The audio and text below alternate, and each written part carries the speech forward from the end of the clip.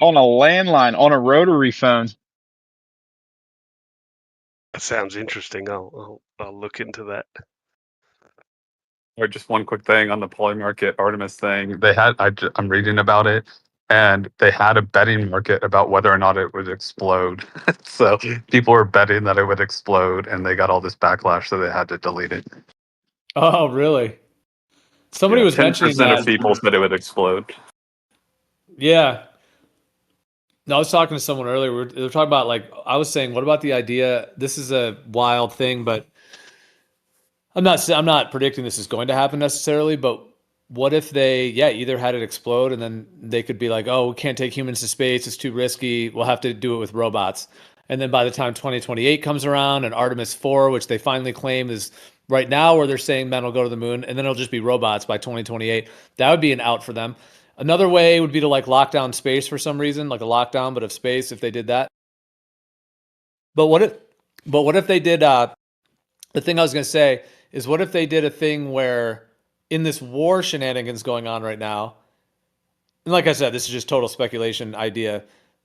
But with all the war stuff going on, what if they had one of the other countries, whether it's Iran or even China, some other country, like launch a missile to take out, this alleged rocket to the moon deal, and then blame it on, and then make like a war situation of it, that it was like taken down by one of the countries that the United States is warring with or whatever, and then use that as a reason that, it's unsafe to do space travel for humans. What if they just go and fly around the moon, and then that's it? What if they send Whitsit around the moon? Maybe that's where he's at, is he's gearing up for the Artemis 2 mission.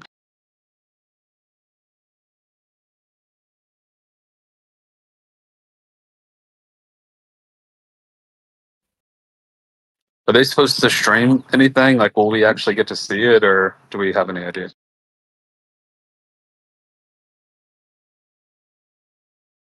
I'm not sure. I haven't really been paying attention to the Artemis 2 media, so I'm not sure. Yeah, are they claiming live stream or just some kind of little cuts that we'll get later? The Artemis 1 stuff was terrible. It looked like no better than the 70s. The little ball Earth out in a black from far away, and then the little piece of equipment, the little like part of the craft, like that was really bad. The Artemis 1, so this is the sequel. I think if they do have videos, which I'm assuming they will, even if it is fake, although I'm inclined to think it's probably real, but even if it is fake, it's going to look extremely good. Like, just at the point of technology, it will be very difficult to like not have a really good looking video in 2026, I don't think. Yeah, the world's going to take up the whole sky, super bright behind it. I want to see 4K video of the alien moon bases. Yeah, they're going to the dark side of the moon, allegedly.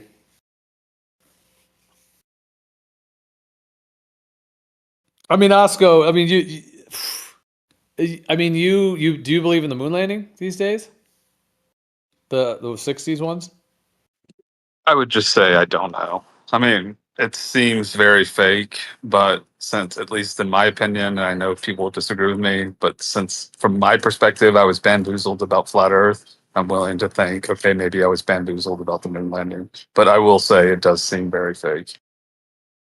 Were you bamboozled by the Earth being a stationary plane, as our ancestors have always thought it was, or were you just? Do you feel like you were bamboozled from like the Gleason's map concept?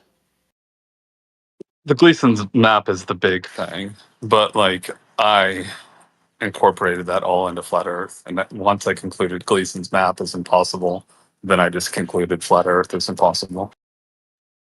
Is that logical though, to throw out all of a stationary plane of Earth just because you don't think that Gleason's map is the answer?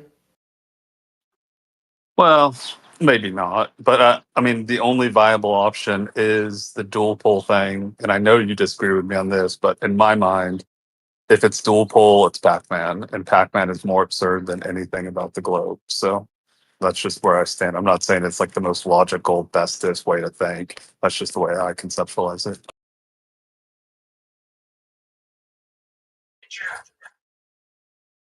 Was Sharon talking about the dual pole model?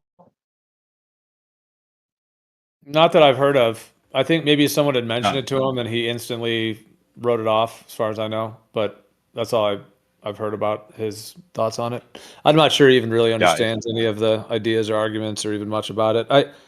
If anyone knows, I don't really watch his content, but I think someone, I don't know if I saw a short little clip. I think maybe I had seen some little clip of him where he said, that it was brought up and he just, I'm not sure though. I don't know if anyone else knows more of what he might have said on it, but I thought maybe he had heard of it or seen it and then just instantly dismissed it. But no, I hear what you're saying, Osco. I mean, the wraparound of the Pacific Ocean is a huge question with that kind of planar layout. I mean, I guess with the Gleason's one, you get like the Antarctic ice wall idea kind of thing, which would be like your barrier or your limit. So it kind of has a little bit of a built-in limit. And then the Southern Yeah. Ocean on the AE being stretched out, you could still kind of somewhat circumnavigate in that way. Although the distances are so much greater that would have to be shown or proven, But yeah, with the dual pole, it does make the Pacific Ocean, or at least that type of dual pole. See, I mean, just because that one layout is being called the dual pole, that doesn't really mean that's the only way that two poles can exist on a planar Earth with the land laid out, But nonetheless, like those terms are being used kind of, you know, being just thrown around without necessarily exact definition. But there is like that azimuthal equal area projection and those different ones that people refer to as the dual pole. But yeah, I mean, that kind of layout makes the Pacific Ocean the rim around the outside instead of Antarctica. So yeah, that does bring a bunch of questions when it comes to the Pacific Ocean and how it's laid out. And then some of the same problems with the Antarctica being the rim around the outside come in with the issue of the Pacific Ocean being a rim around the outside as well. It's like back to that pesky, like, what are the extents of the plane question. The other thing that makes me think about in regards to the Pacific and sizes and all that, how about China finding hundreds of islands in the Pacific? Like, if it's really as the size it's claimed, how in the world do you just accidentally find hundreds of islands?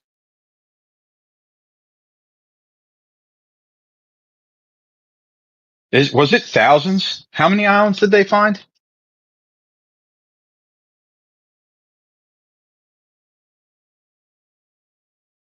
I, I'm not They sure. It's didn't been a while find since I any looked new into it, ones. but I don't think it's exactly true that they found hundreds or even thousands of islands. I think it's more that they like created some. And there's some like reefs that they're now classifying as islands or something like that. Yeah. No, it was just a reclassification. They changed the size scale on what they classify an island as, and that opened up the window for a lot more entries. So the number jumped up, and it was like 700 or 7,000. It was some seven number, but it wasn't nothing crazy.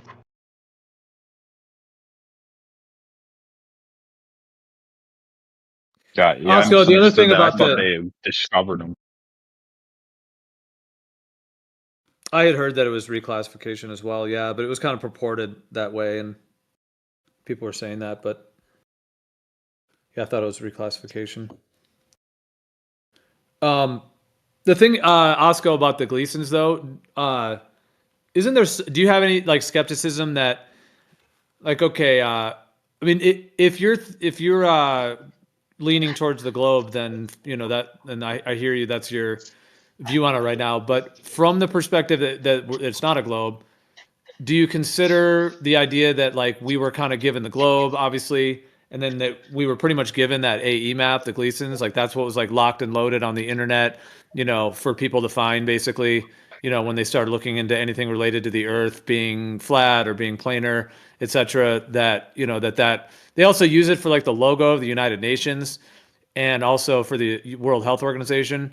Like, do you consider that idea that Gleason's map might just also be a psyop?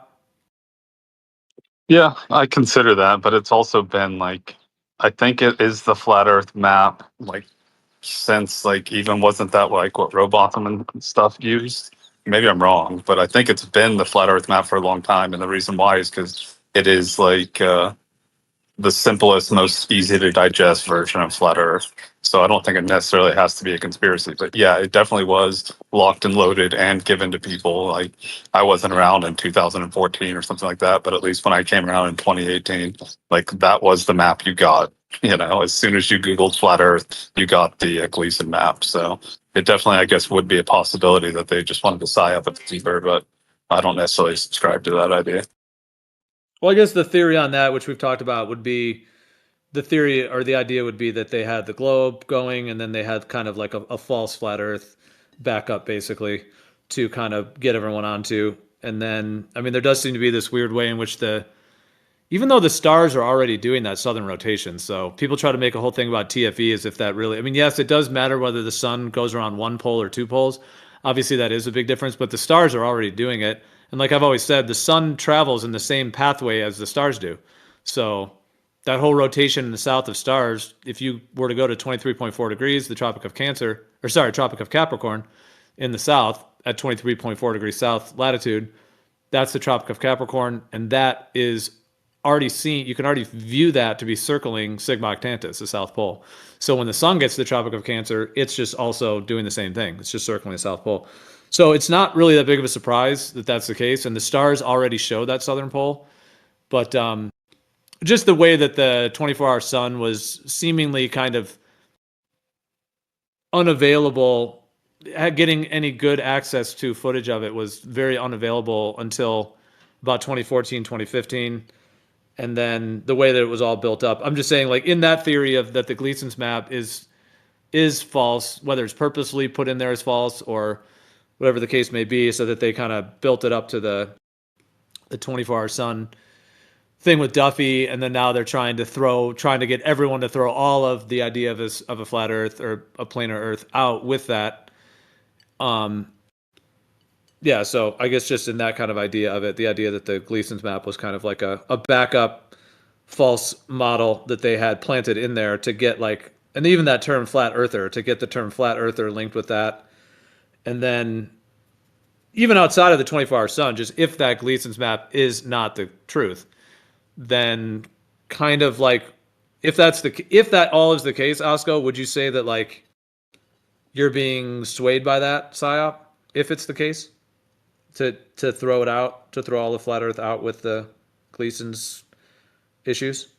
Yeah, I mean, I could be being like swayed by a psyop, but I would say it's not a very good psyop considering like no one left flat Earth except for like me and Jaron. I mean, I'm sure there's other people, but I've never met anyone else that left flat Earth because of TFE except for me. Or I guess maybe Andy kind of. I don't know. He might dispute that.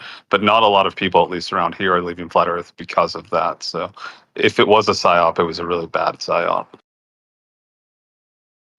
Well, you are right. It didn't get very many people to flip at all.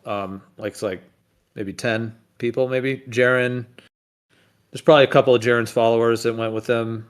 People say like Patricia Steer and Robbie Davidson. I don't know. I guess they posted something about it.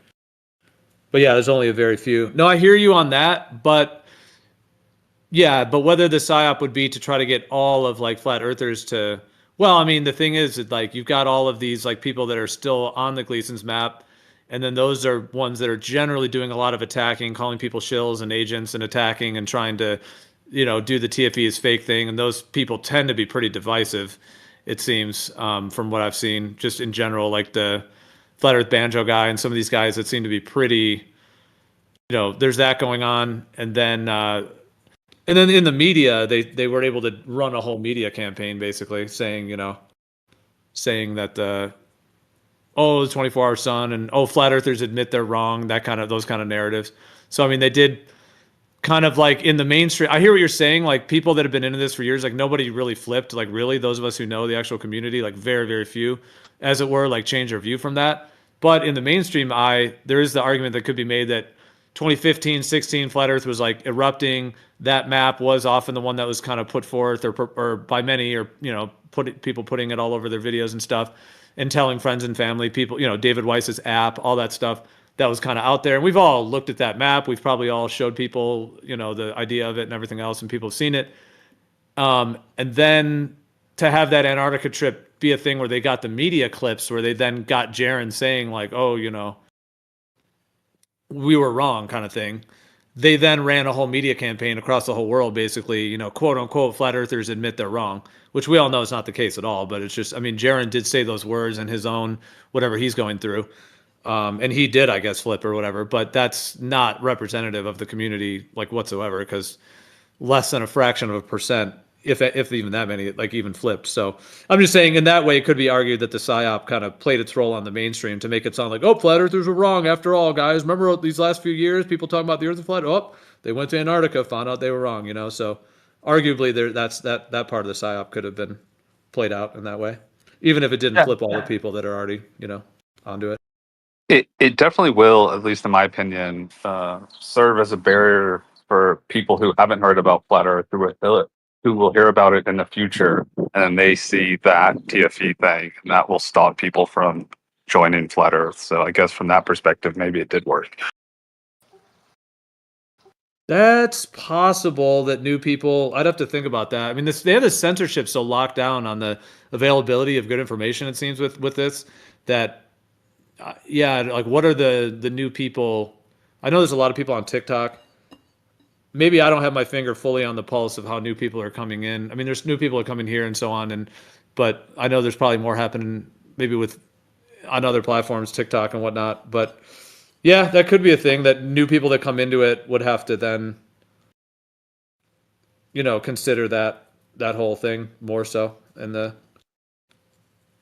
Yeah, I mean, I just think, like, for myself, and I'm not saying I'm indicative of a lot of people. I'm just saying for myself, if when I started watching flat Earth videos, 7 years ago, if I was not shown a map, I don't know that I would have fully bought into it. But you watch the 200 proofs, you're shown this map, and you think it all clicks into place. Oh, this makes sense. We could just be wrong about how flight distances work or flight times work in the South. And that's enough of, like, a filler that it allowed me to buy into it. And maybe if I came into it, in 2026, I don't know that I would have bought into it at all if I wasn't given a map that I could at least wrap my head around. well, it's interesting that everyone goes about this in different ways because, I mean, I never bought into the AE map, like, as the actual map of the Earth. Like, I mean, I've obviously talked about it over the years and discussed it. We've debated different aspects of it. We've talked about the issues, the good, the bad, all the different parts of it, and what would need to be proven, to show that the South actually is those greater distances, and the issue with the sort of South Pole, the Southern Stars, like all the different things, the stars at the equator that go straight, and then the ones in the South arc the other way, which doesn't match with, like, concentric circles the way that some of the AE map ideas, portray it.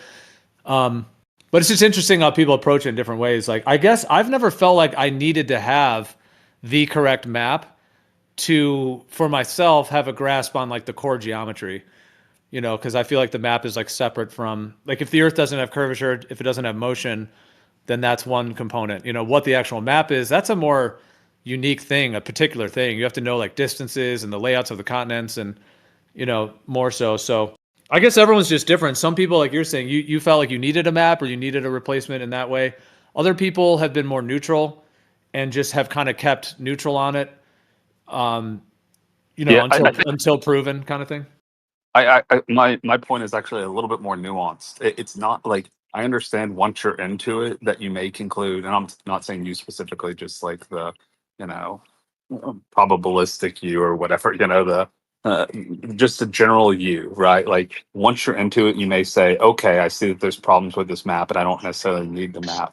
But the very first week that you come into flat Earth, I think most people needed a map to conceptualize it, wrap their brain around it. So just most people, if they didn't have that map from the very beginning, even if they later realized, oh, it doesn't have to be this map, they maybe wouldn't have got into it in the first place.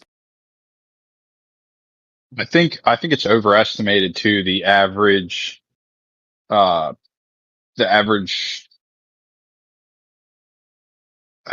would I put it?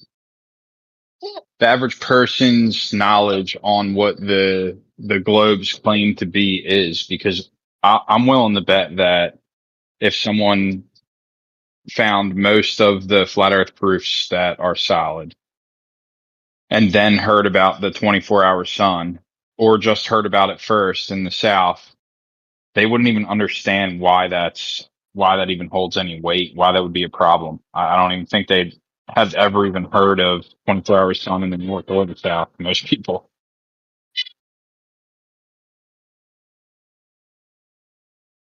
No, Yeah. I hear you on that. Go ahead. I was just going to say, yeah, most people don't know anything about this argument, the globe, flat Earth in general. I mean, I've been in the globe, flat Earth discussion. I mean, just casually. Well, not casually. I'm around every day, but like, I'm not like a hardcore researcher, and I don't even know most shit about the globe or flat Earth. So suffice it to say, someone who's just like, you know, a casual person, they have no clue about like basic globe or flat Earth stuff. Yeah, Yeah, so what I I was gonna say. like, I think, go ahead, Gio. Well, I was just gonna say, yeah, real quick. About I was actually going to Duffy. He's doing this GoFundMe. Oh my gosh, he's only raised $1,700 out of 50,000.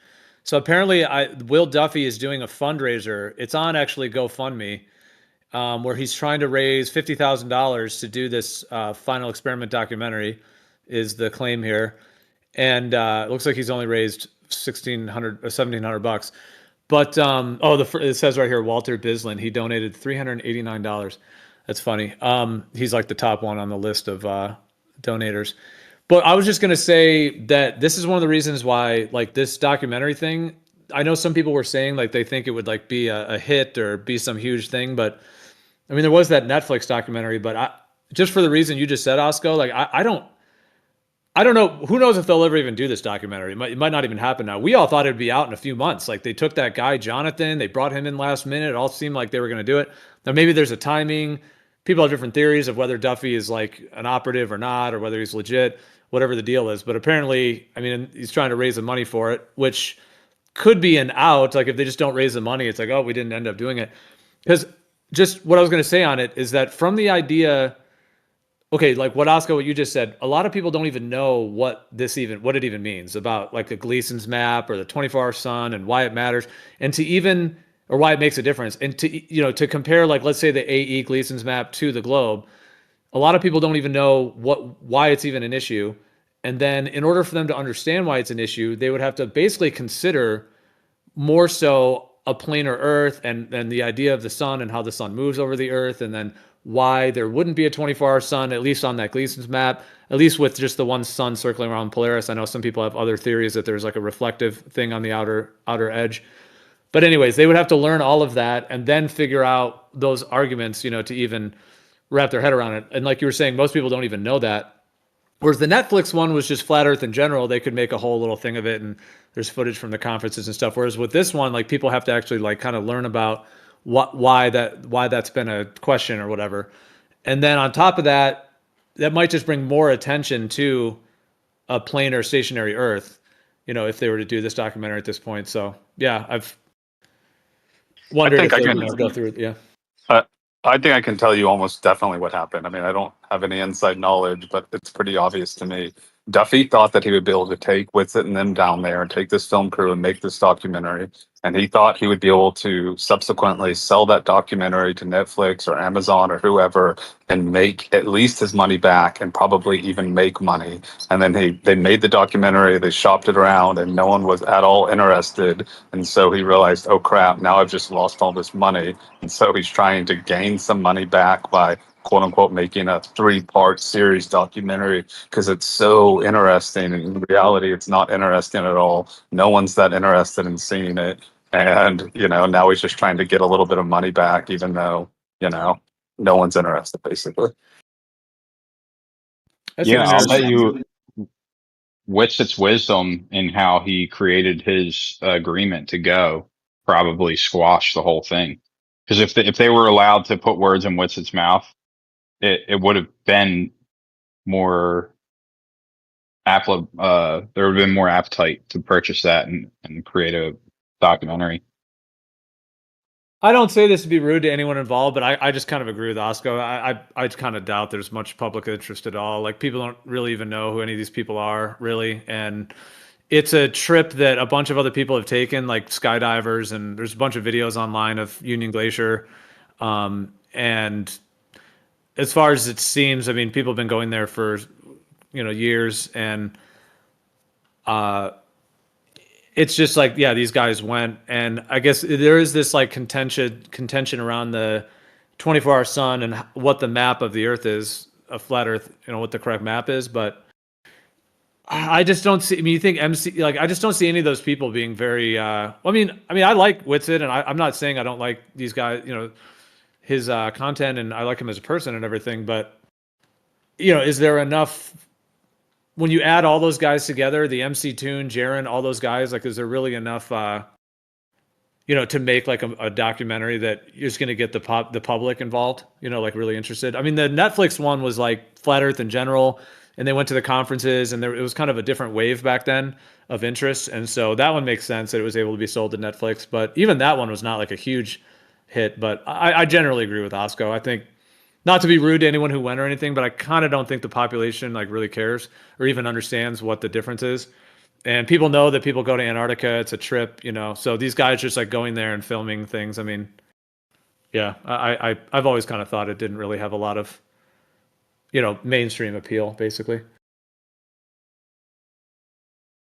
Yeah, and then now he's just trying to raise money. I bet his wife, I don't know if he's married or not, but he's just thinking, fuck, I got to get back some of this money that I wasted sending Whitsitt and Jaren down there. And no one changed their mind about Flat Earth at all, except for a handful of people. So I got to try to get some money back, and I'll just do this fake GoFundMe, even though he's obviously already paid for the documentary to be made. It's not like they need the money to finish the documentary. They're just trying to raise it after the fact.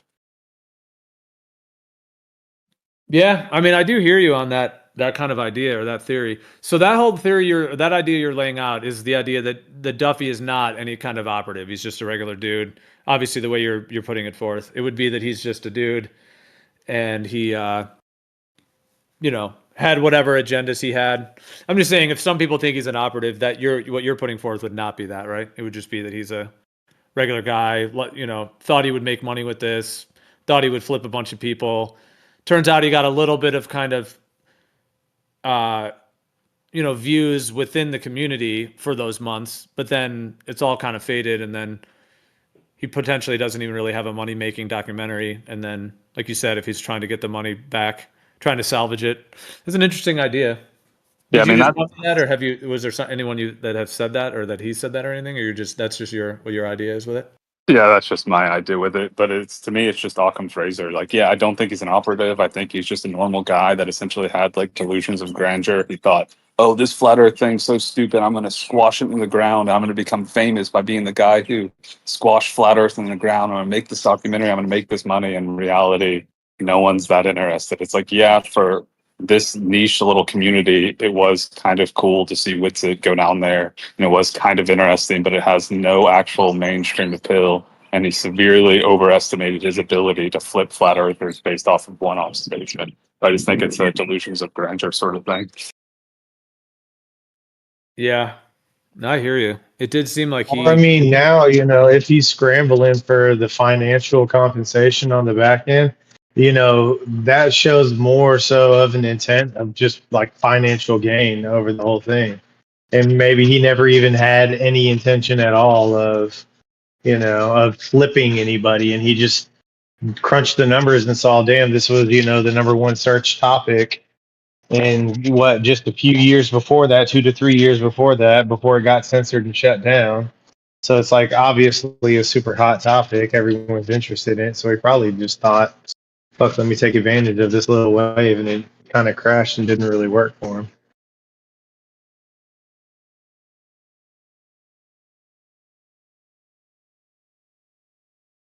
Yeah, it definitely could be that too. I mean, I'm sure it's like a mixture of motivations, but like in the end, it's ultimately just a flaw, And if he was just some agent, I think they could have come up with something better, than looking at the 24-hour sun. As we've seen, like it doesn't sway a lot of people. So why couldn't they come up with like, building Rob's line or something like that, do a force the line sort of thing, not just look at the sun and somehow convert flat earthers based on that.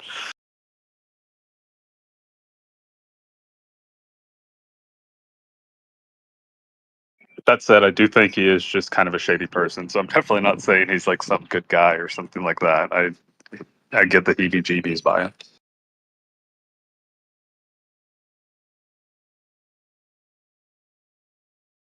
It is sketch that he didn't get any like formal punishment for his financial crimes. I haven't really looked into him that deeply, but I mean, I think people get accused of stuff all the time. So I don't know if he should have got a punishment or not. No, he was found guilty. I thought he pled out or something like that. You're saying he went to court, was found guilty, and then nothing happened to him? Yeah, there's still open cases. I haven't looked in a year, but during like TFE and stuff, there were still open cases, but there was closed cases where he had pled he was guilty, was found guilty. And did he have to pay money or what? I think there was somewhere around in the neighborhood of $500,000 that he did pay out, but it wasn't solved. Yeah, I can't remember either, to be honest. But from my recollection, he essentially took like a plea bargain, or not a plea bargain. He made a deal with the people who were suing him, like outside of court or something. Yeah, that makes sense.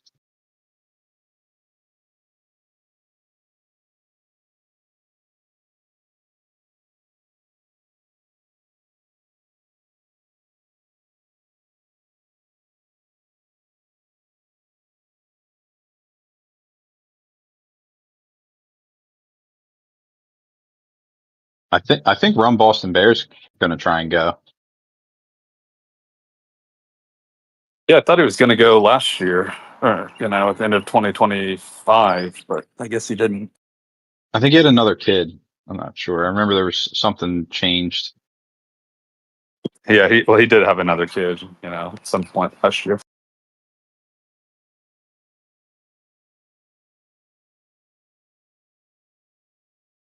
Another great guy.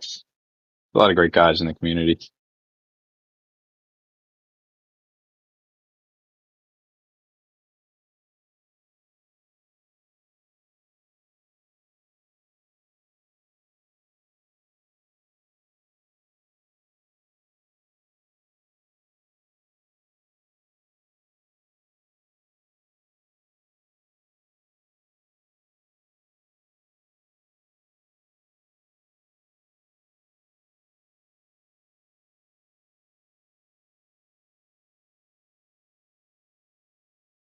Hey, Moto Pops, are you still there?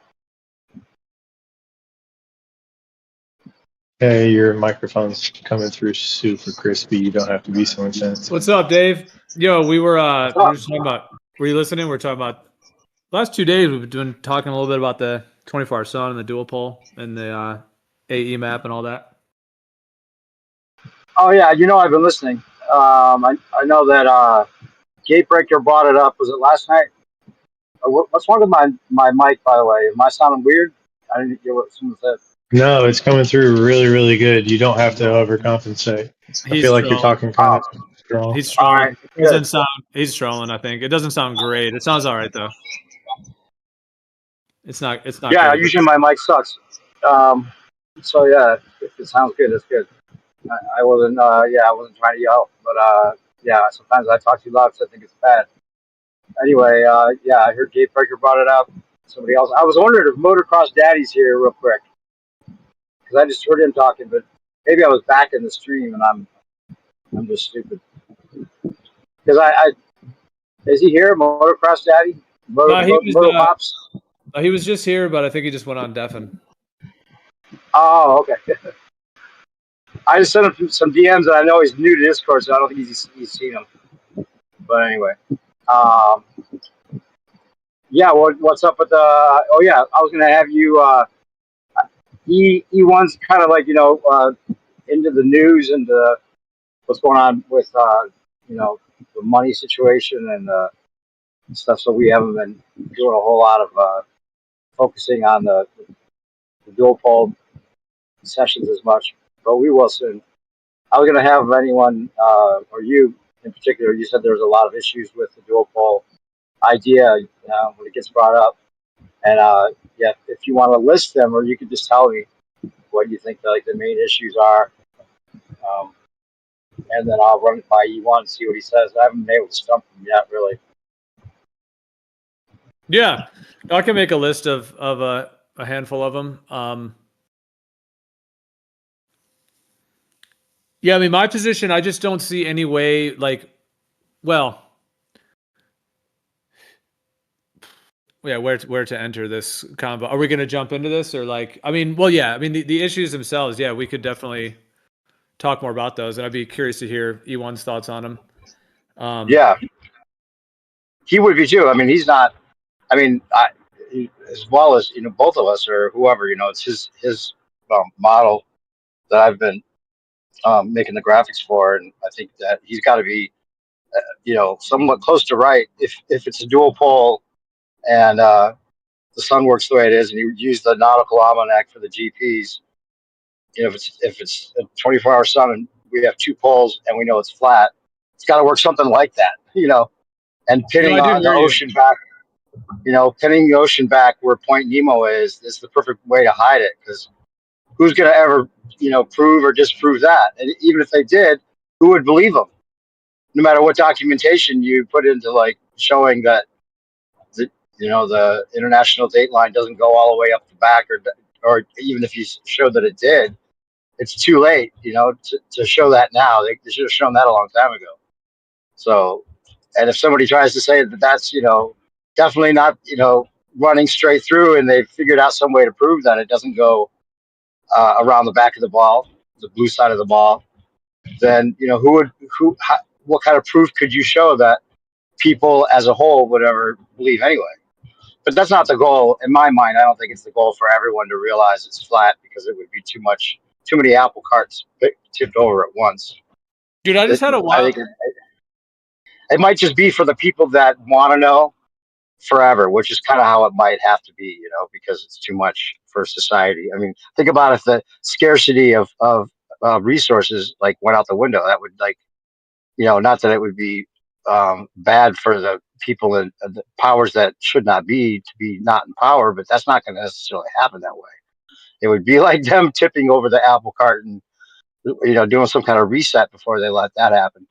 So anyway, go ahead. Sorry, you sounded Well, excited. they may have already gotten their reset in, if they already did one or two or whatever, because I do Yeah, think there's like we could be in cycles, and there could be like, just like the higher powers, higher intelligence of all this, which I think you and I generally see it in a similar way, that there's like ultimately a singular consciousness orchestrating all of it, but nonetheless that there's a highest level of like intelligent orchestration.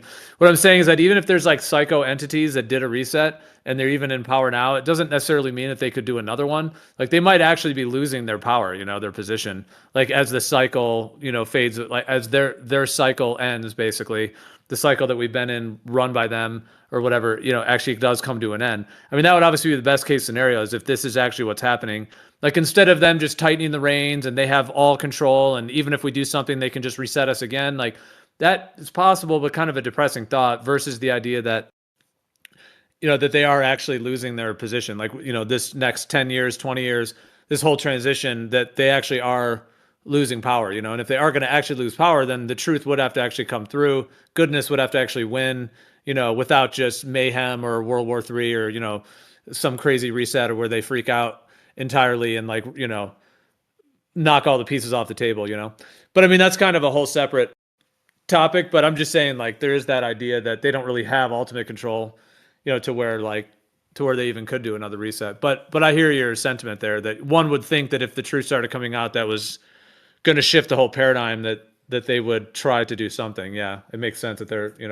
But I guess it just depends on how it goes down, like, lastly, if there's like a parasite fighting in your body or whatever, and you're kind of partly killing it but not really, and it's still giving up a fight, then eventually if you take ayahuasca or something and boom, the parasite's just gone, you know what I mean? Like that parasite just shrivels, it's just cooked. So it's like it can't fight back anymore, kind of idea. I kind of also see it like, I mean, that's kind of like the unwritten like mindset we all kind of have about whoever they are, like that they must be all evil. But we've talked about, the idea that they might be.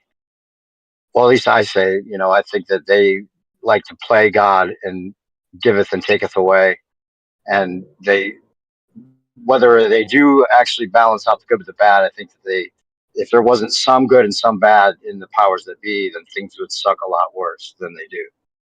I mean, for a lot of people in the world, things suck really bad. But I mean, even in third world countries, people are happier without all the materialism. It seems on a whole. Anyway, No, I mean, so I've said yeah, I don't that know. No, I've said an Yeah, argument or an idea of an argument, like not really saying it fully myself, but just like the idea of the argument that things could be a lot worse. Yeah, like I mean, yes, vaccines are yeah, bad, the food is bad. There's a lot of stuff that's wet, that's really pretty bad. The financial, at the same time, like we're like kind of free in a way. You can go drive a car around yeah. the It's middle of it's a sophisticated world, right? the On so many. I mean, if there wasn't a they, things wouldn't work. It just wouldn't. The sophisticated world just wouldn't run if there wasn't a they balancing out whatever they do. However it works. I mean, the dollar. We should have had hyperinflation a long time ago, according to like the way it looked. It has looked, as far as like, but they just fix it, right? They just fix the dollar. I mean, it may be coming to an end for the petrodollar, which could explain a lot of what's going on right now. And we're changing over to digital currency and all that, which give them full control in a lot of ways, but then also give them less control in other ways. But regardless of that, if there wasn't a they, then that's what I say when people say, "Who are they?" I'm like, well, it's the they that convinced you that the people in charge are idiots. And people that if you think that people that we see are in charge, then you think that's why everything sucks because you can just blame it on the people that you think are in charge, and they're idiots on purpose, right? To make you think that's why things suck. But I I mean, got there's you. so many people in the world, I mean, there's so many people. There's got to be a trade-off for that, and some of it is the bad food and everything else, maybe. Not to give them all the excuses in the world, but it seems like there's some, um, you know, hand in this that even with flat Earth, it kind of works perfectly. Like it was such a good spell and so well done that you could have people that are fully understanding the ridiculousness of it and believing it at the same time because it's a lie. It's so huge, it's so massive, and the people that find out about it, no matter how obvious the proof for the fact that we're not on a globe is, people don't want to see it. So they might have even released it, like on purpose, because we might be in like a truly unique time with the way technology is. Maybe it's happened before or whatever, but like there might be a unique time right now where everything's so saturated, the postmodern post uh,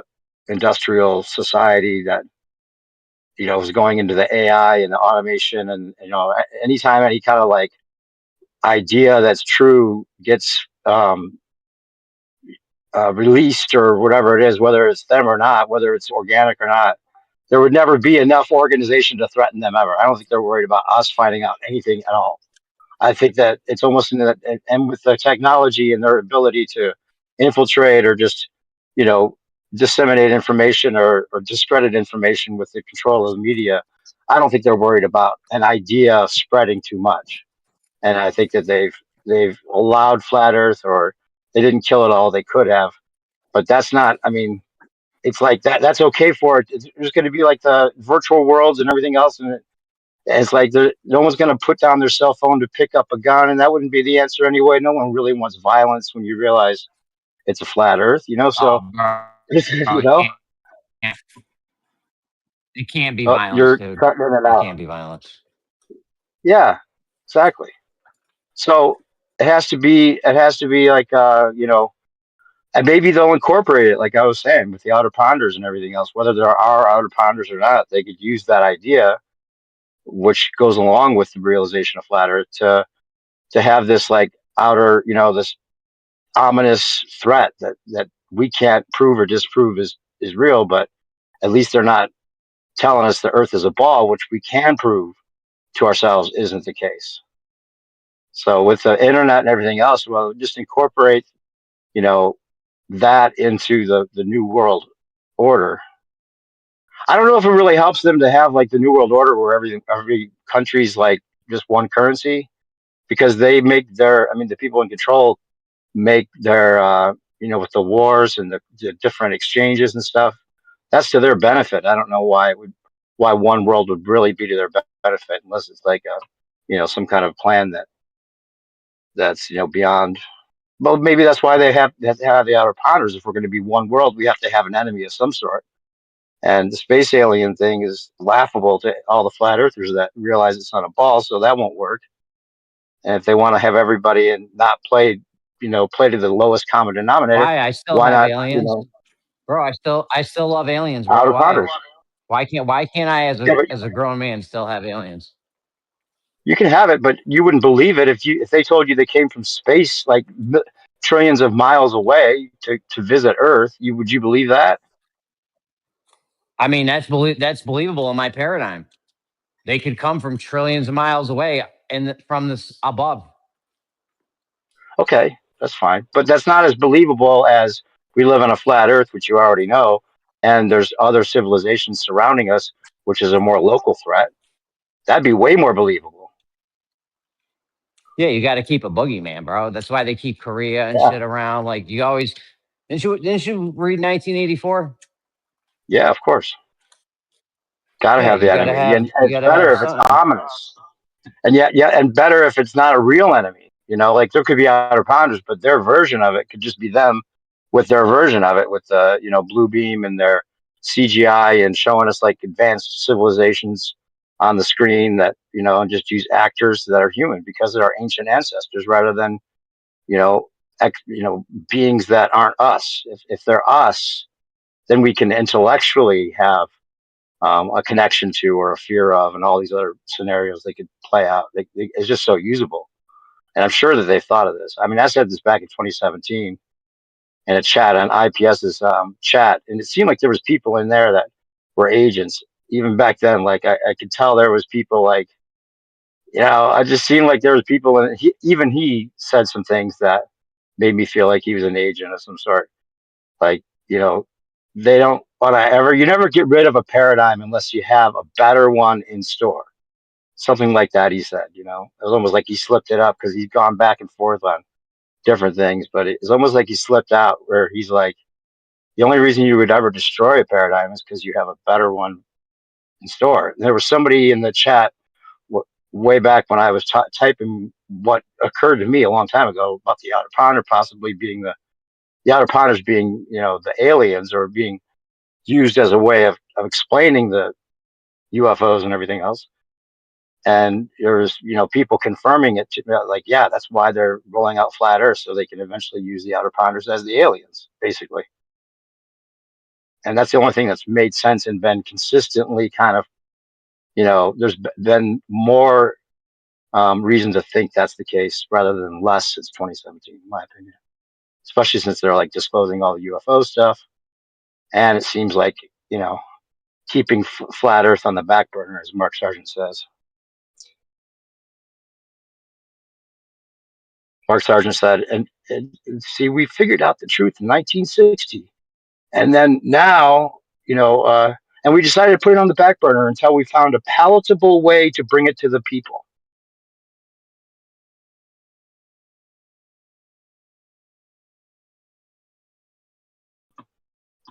And he was talking about outer ponders right before that.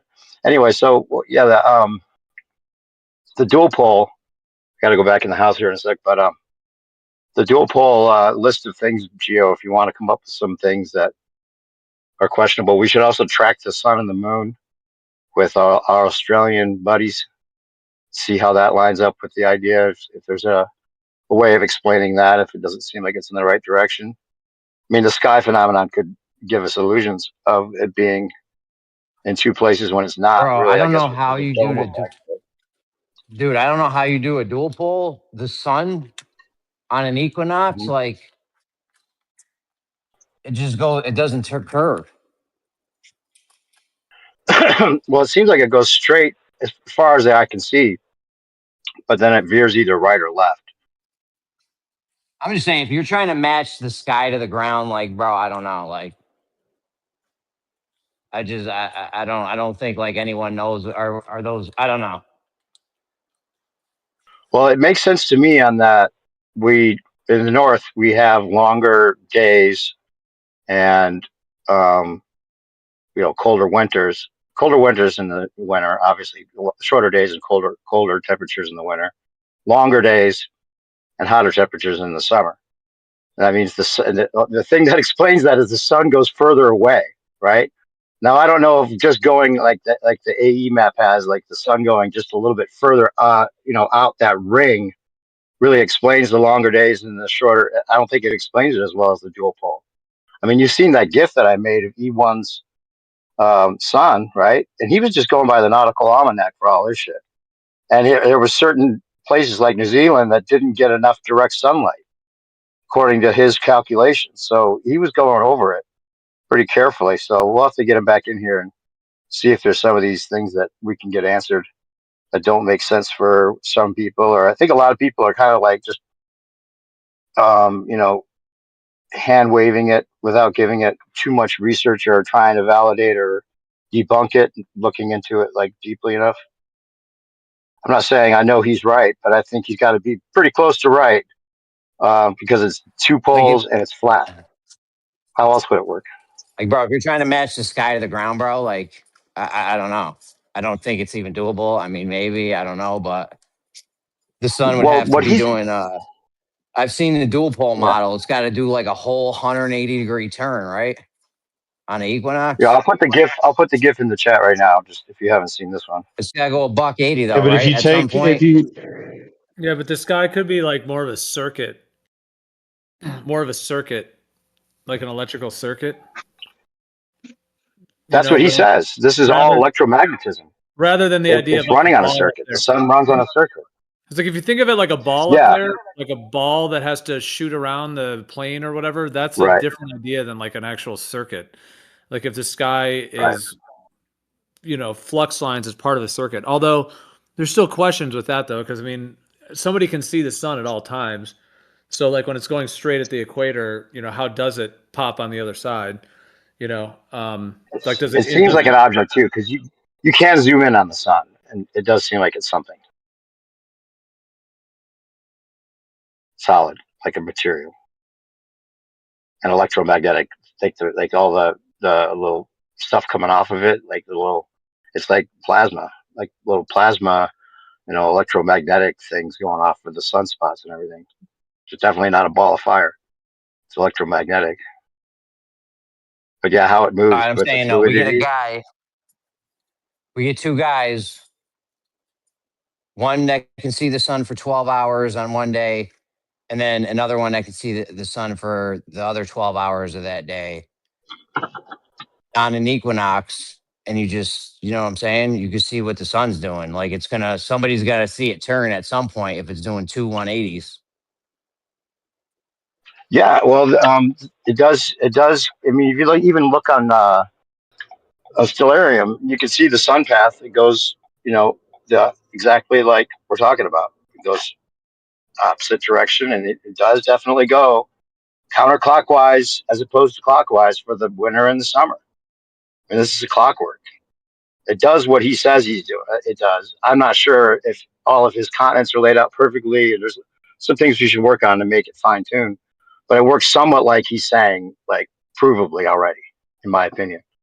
But yeah, it's also falsifiable with the way he has the stars lined up and everything. He said the greatest thing about this, I don't have to like convince anybody of it. I don't care if anyone thinks that I'm right. I'll stand behind my work on the stars because he knows the stars better than anyone.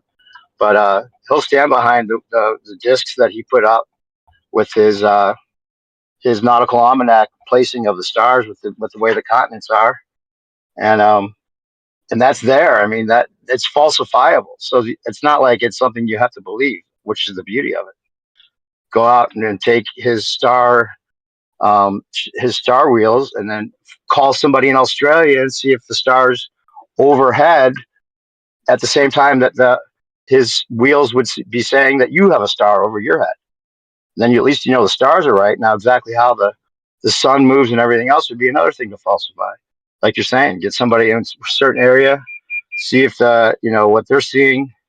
I mean, it has to go out further than maybe it looks in that graphic that I made for it to look like it's going straight down rather than curving left or right. but it does veer left or veer right. I mean, veer north or south depending on the season. That's something even Stellarium will show you, but they interpret it as a ball.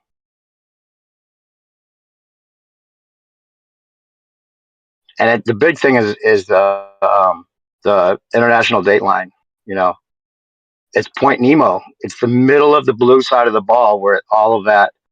I mean, even if people think that there's like ships that go all over that those four corners meeting in the back of the ball, that doesn't seem to be the case. From what E1's looked into, he's like these ships look like they're right next to each other on the ship tracker, but they're actually on the opposite ends of the Earth.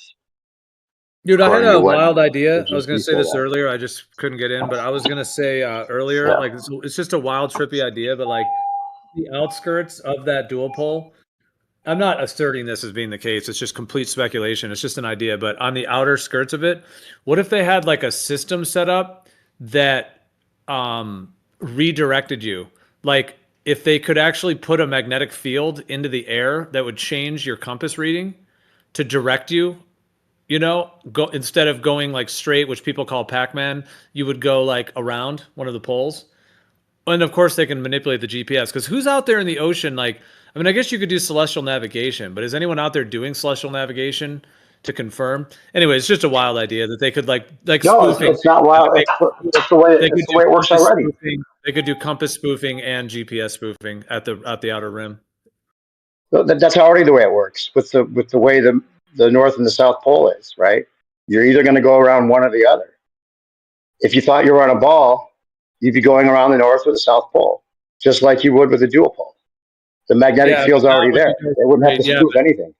Yeah, but anywhere you go directly out on that dual pole type of idea, anywhere you go directly outwards, you end up on the other side, is what's claimed. So that's where like it either would like the ball wraps around the backside or that Pac-Man idea. That's the issue. It's not the circling around the poles like small circle route. It would be when you go straight outward, you know, because they But claim nobody those does that on a globe. Nobody dead reckons on a globe. They just follow their magnetic declination, which is included that you would do exactly the same thing. There's no dead reckoning. I mean, because on a ball, you don't think there's anywhere else to go. So you wouldn't be like looking for anywhere else, like on those outer areas that would exist on a dual pole. And there's buoys. I mean, he's shown me there's buoys, like there's lines of buoys and lines of ships. So even if anyone ever were to wander out, and they would just think they're in the middle of the blue side of the ball anyway, right? And that there's like restricted areas, and they would understand because military, right? So if you're in the middle of the blue side of the ball and you're redirected in a certain way, you would just be like, okay, yeah, I'm supposed to go this way. Oh, there's a bunch of buoys here. I have to go this way. And you would just be following your magnetic declination, going around in a circle, and never even possibly know you're not on a ball if you still believe in that. There'd be no way to know.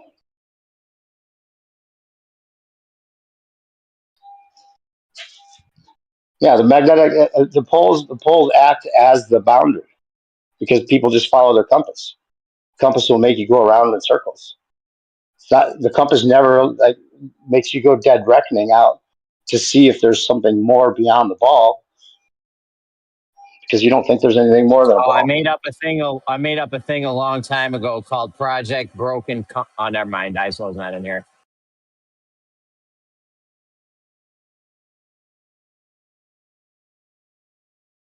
I hear you with the compass thing, but what if we had two guys, so that we could view one full day of an equinox?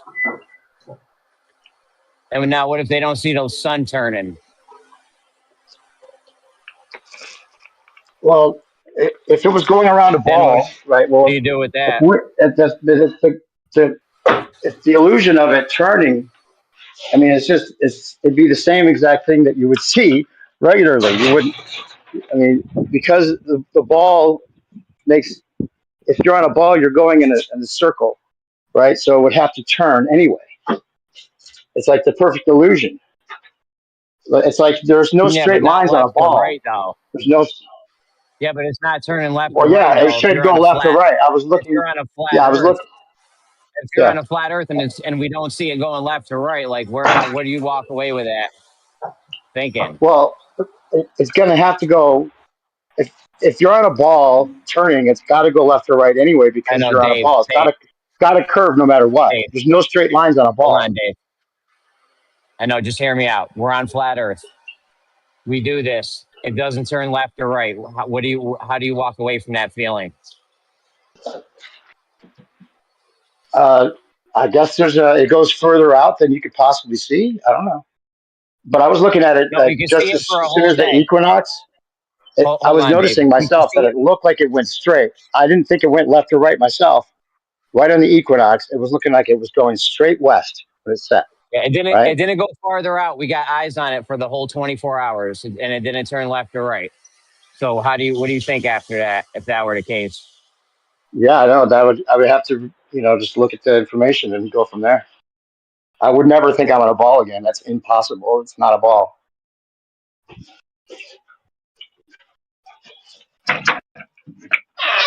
there's only two options that I see to walk away from that from: lenticular lens, or some kind of mirror thing, or something going on up there crazy with the sky, or Pac-Man.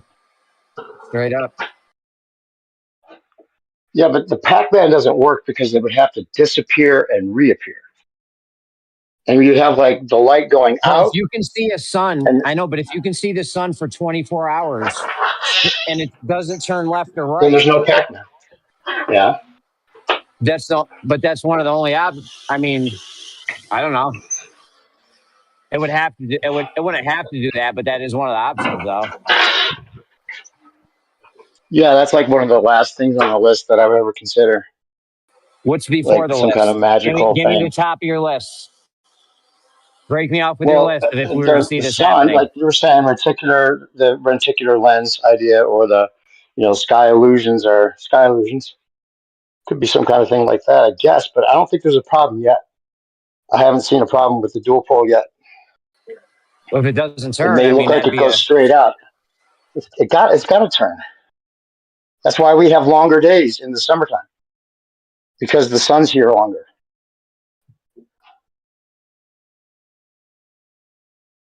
Shorter days, colder winters because the sun's going around the south. And they observe that, the 24-hour sun. Not that you needed that to know there's a 24-hour sun, but that's the way Stellarium has it anyway. You can see that I'll even post the image that Stellarium has. It has the sun turning.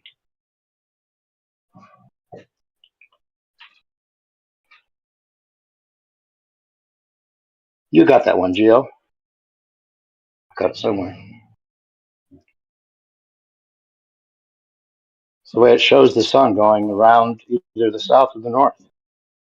But they Gio, what do you include the think? ball illusion. Gio will be coming up with wild, crazy shit.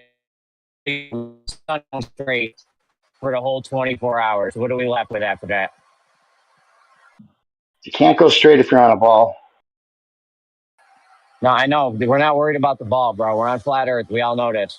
But if it doesn't turn left or right for, the whole 24 hours, what kind of options are we looking at? Well, if there's a firmament, there could be all kinds of illusions going on.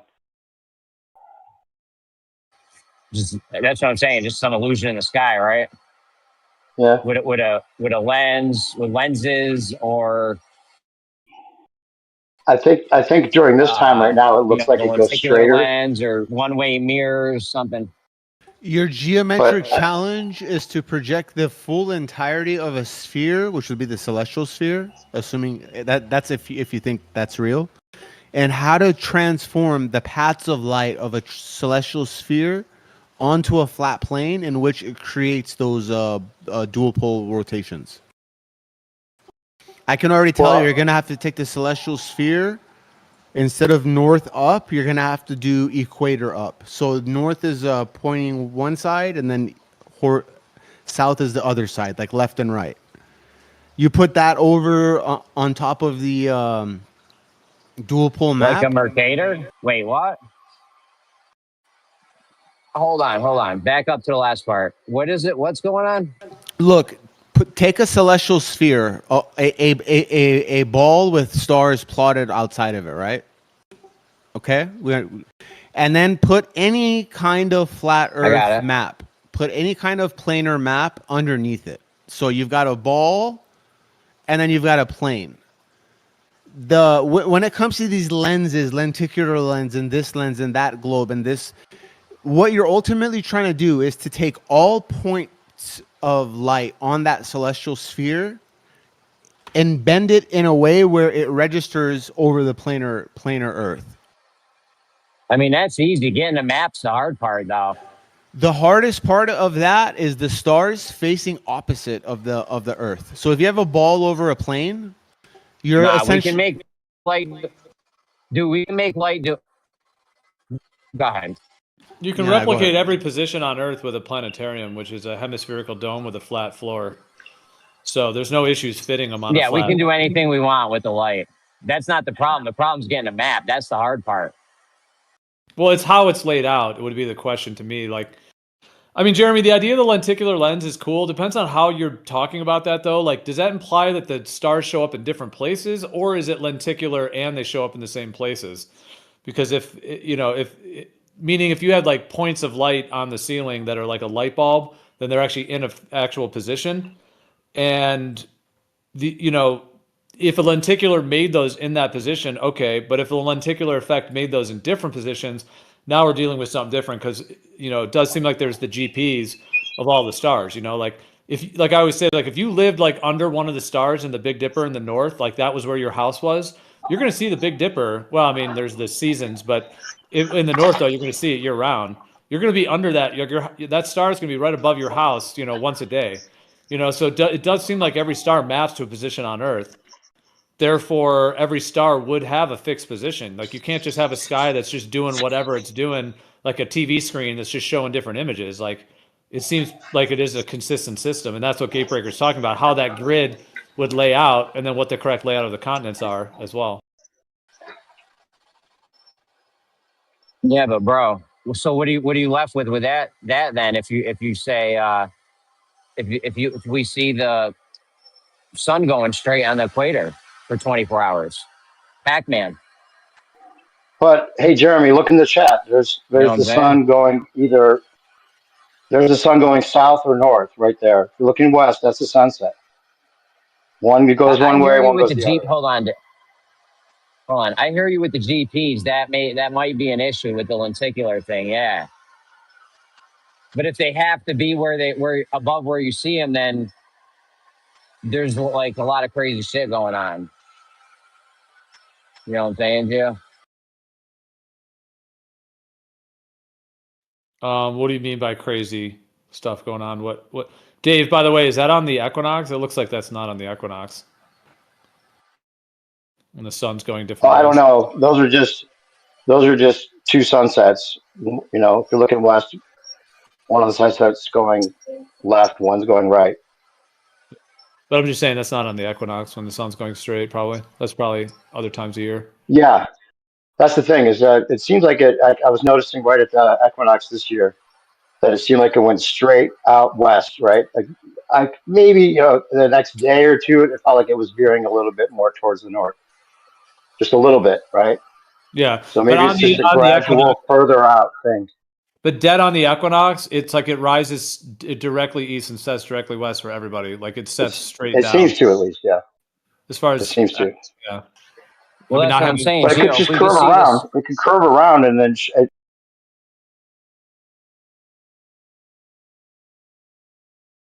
it could just look like it's coming straight because it does go straight through the middle. We know that.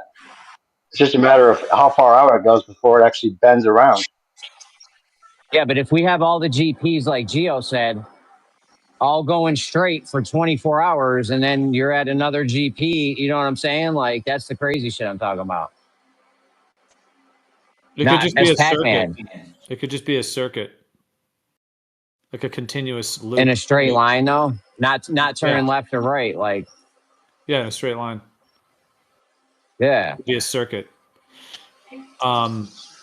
Meaning that yeah. like But the there's sun is more of it's something that's lighting up on like an electrical flux line rather than like a ball up there that's like a thing that has to jump anywhere.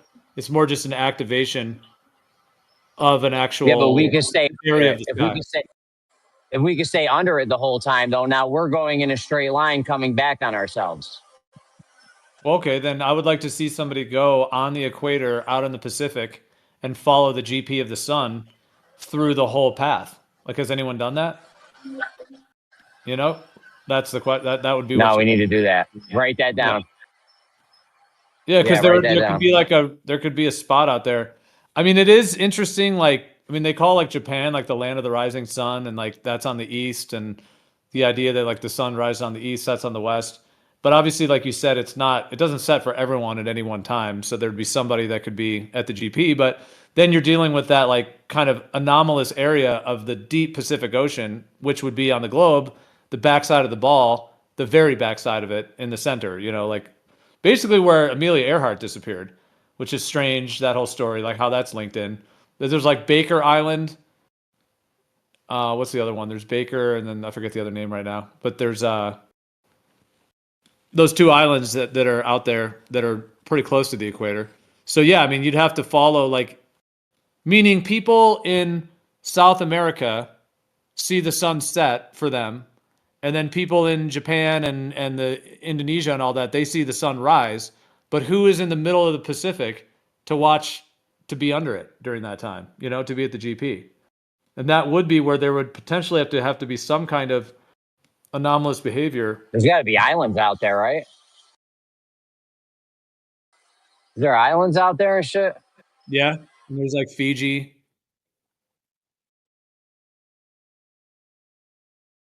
Howland Island is the other one. Howland, Howland Island, Howland and Baker. But yeah, there's other islands out here. I mean, you have like French Polynesia. So yeah, they would be seeing the sun track for them as well. Hawaii.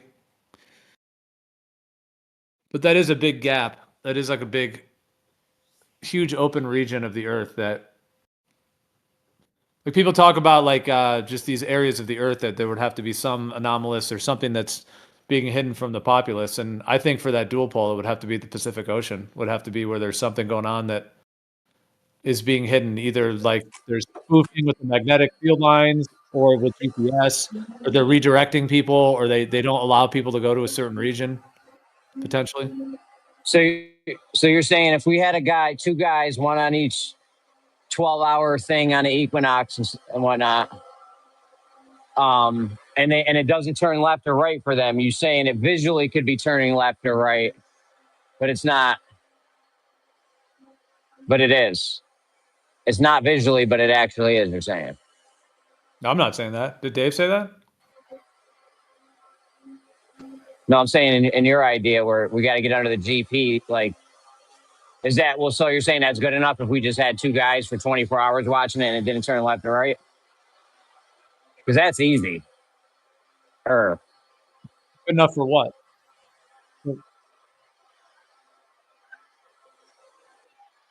Well, I'm saying if it's your idea where the sun has the GP, if we see it not turn left or right, you would say, oh, it actually could be turning left or right, even though we're not seeing it.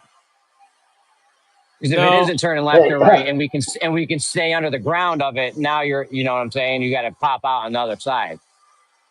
Hey, Jeremy, by the way, in the chat, I just put his image that I've sent this to you, Gio, before, because I couldn't figure out where I got it from. And I've done a reverse image search on it, and I can't find it anywhere on the internet. So if anyone wants to take on trying to find that map again on wherever the source is, or another image that's similar, but this shows how the sun would work. And it crosses over in a similar way. It goes in, two different circles. That is This has interesting. it like just as a point. Yeah, that is interesting. Like, it almost does look like the Lady Blunt diagrams from that book. It has a similar look to it. I wonder where. I mean, where you couldn't find a reverse image search of where that came from? No, I couldn't. At least I didn't go full on like searching, but it didn't. I tried a few times and didn't come up with anything. Yeah, I think there's another one. I wish I had saved it. I don't know where I saw it, but it's like there's one at the United Nations that looks like that as well. Have you seen that one at the UN? There's like a map, like a dual. I'm not sure. looking type map that's like it's like in the UN. To see if I can find that. Yeah, I tried Yandex, by the way, to send off. I could try more. I was doing like the reverse image searches, um, those like Tiny 10 or whatever that one is. Then there's another one, the Google one. Didn't come up with anything. I mean, it would make But sense yeah, to me that the truth of all this is buried deeper than just looking at the United Nations logo and being like, that's the right map. You know what I mean? Like, it makes sense to me, like the A.E. Gleasons, like, it does make sense that this is a much more complex scenario of what the actual Earth is, you know, rather than just, they just put it on the logo of the United Nations, or they put it on, you know, in front of everyone with the globe, like that they wouldn't really give us what it is. And, you know, yeah, trying to actually get to the actual real map, you know, that's like the holy grail of like cosmology today is actually having that. yeah. Well, the thing that's most compelling about what E1's saying, or just the dual pole in general, if it works like he says, and it's an electromagnetic field, which is that's exactly what it looks like with the stars and everything. You know, it happens to look just like an electromagnetic field, and if that's what it is, then that makes a lot of sense. It makes everything make way more sense. Like if that's what they saw, it looks like a flat ball. You know, they could have got the idea from looking at that and going, oh, okay, we have an electromagnetic field. What if we, you know, made everyone think there's nowhere else to go instead of like just telling them they can't go there? You know, they would feel justified in that way because it would be giving, like psychologically, giving them a better way of looking at it. But it just makes a lot of sense if it's we've got the, you know, the latitude and the longitude. The longitude is the magnetic field between the poles. That's how they figured out how to get between the poles, and the magnetic field lines will lead them there, right? And then the electromagnetic field above that, which is the stars, and that's the latitude lines. And that's not even a secret or a conspiracy. That's just how they get the latitudes from the stars, right? So then that gives you the way to travel around the poles, right? So it's the perfect coordinate system. You got the traveling around the poles and then traveling between the poles, latitude and longitude, and then Yeah. you have the whole thing together. It's like it's together. It's one thing, you know. And if they look at that and you're like, oh, well, that we could just since we're maybe there you can't get outside of it. I mean, maybe there's ice or maybe it's too cold or whatever. Like whatever reason, like maybe there's not a way to really go beyond the field that we live in, you know. And maybe they don't know why, or maybe they don't know how, or maybe they're still trying to get out. Who knows? But regardless of all that information, to put that burden on the people of like we don't know, it you know it's much more useful to tell everybody you do know, especially if it's something they can't disprove. Especially space, it's the perfect like thing. Like I mean, they used to just take all the money and like flaunt it as a king or queen or ruler or pharaoh or whoever, and then just be like, "Fuck you, we're taking your money, and you don't get to care about what we're doing with the money." Well, this is a way of doing it, like where we feel like we're participating in where the money goes, or we have a say, even if we don't. And they're flaunting it and gaslighting us with like the bad moon landings on purpose because it's the same thing as saying fuck you, we'll do what we want with the money. But you know you may think you have a say, but you really don't have a say. I mean, the constitution and whatever else may say that you have a say, but that's the illusion that you live under, that we are, you know, involved with keeping. So, and the one that Trouble posted with those stars too close to the earth, it would never work that way because they have to make the stars close to the earth for it to work. If those stars were actually that far away, it wouldn't work the same. And you would have them if the illusion of them converging and diverging is just from being on the ball, then you would have them converging and diverging no matter where you are on the ball. It wouldn't happen just at the equator. So sorry, Trouble, doesn't work. That's another trick that they got you in. That star is really close around the ball. Doesn't work that way. It wouldn't work that way with the star's distance actually being the way it should be. But you're not explaining why the distance would make a difference. I don't see why distance would make a difference at all. Did you summon trouble, or were you just mentioning her? But did you see that she jumped in? Or She did put just... something in the chat. She put that GIF in the chat that the ballers used to like show that it would work with the ball, but the stars aren't that close, right? Right, they're not close in local stars. Yeah, It that is why doesn't. that It Yeah, GIF is it doesn't wouldn't matter. work the same. It doesn't it matter. does. It would work the same. No, it matters It does big matter. time. That's why they have to put them light years away. They can't sell a model like that. There's a bunch of problems with that type of stars. They can't have close and local stars on a ball. That's what we see. It doesn't matter where the stars are, whether they're close, local, or far away. It would still be the same result. Do you just hope that's the case, Trouble, or have you researched it to find out that it really doesn't matter? Well, it depends on how local. Like, do you mean 50 Ks, 20 Ks above the Earth? Well, yeah, it probably isn't going to look like that. I don't know, but I imagine it still would. I would urge you to reconsider. But Well, I have to go actually, soon Why? okay. I would say, hold on. If I'm understanding because what's we're being not said, on a ball, Trouble. There's a lot. You can't even land a plane, Trouble. You But can't that's what even we land see. a plane. We see the stars moving. That's the movement we see them doing. Okay. Well, the stars are the thing that really needs to, like, I mean, you talk to E1 forever. I know you're not a fan of his any longer now because he didn't, reply or didn't call or didn't stop No, I was communicating with telling him people back for then that whatever it reason. didn't work. You know he's not I an was idiot, telling, right? You know he's I not was an telling idiot. him back then it doesn't work because there's no separation zone. There's no place in the sky where you have blank sky, no stars. Well, No and he one's ever was filmed saying, anything even to like both of that. us, he was always saying if he could get out past Easter Island far enough with a good enough telescope, you would see that separation. We're within an area where we cannot see that separation conveniently enough. No, that's not true because we've filmed the moon from one continent to the other. As And not only nighttime that, but comes, it appears on someone else, so we can see the whole sky who knows? from where we are, from the continents that we have. How do you know that? Because we did the bloody moon thing where 3 continents, I saw the moon setting while someone else saw it rising, then they saw it set while someone else saw it rising across the 3 continents. How do you know that that's the whole sky with the stars? Well, if the moon's doing it and it's more closer than what the stars are doing, we don't have a blank piece of sky, and you're never going to No, find it. but We have ships going it out there. could be. Don't you think a ship would go, Could be holy that they're fuck, two. there's no stars in the sky? It could be. It could be that the separation happens out further. Maybe these land areas that we're in are the places we're supposed to be, so we can't see that happening. Right? Maybe there was a continent that we used to be able to travel to, but they restricted that and made us think that that continent doesn't exist. But that continent, you could actually see the separation. So no one even knows about that island or that place because they've restricted us to this area where we could be under the ball illusion. Doesn't Who matter. knows? We can There's see it always from South options. Africa, South America, and Australia. There's no part of the sky that can't be seen. Same as in the north. There's no part of the How sky do you that know you that? can't see. You don't know that. You don't know the whole. You don't know the whole of the sky.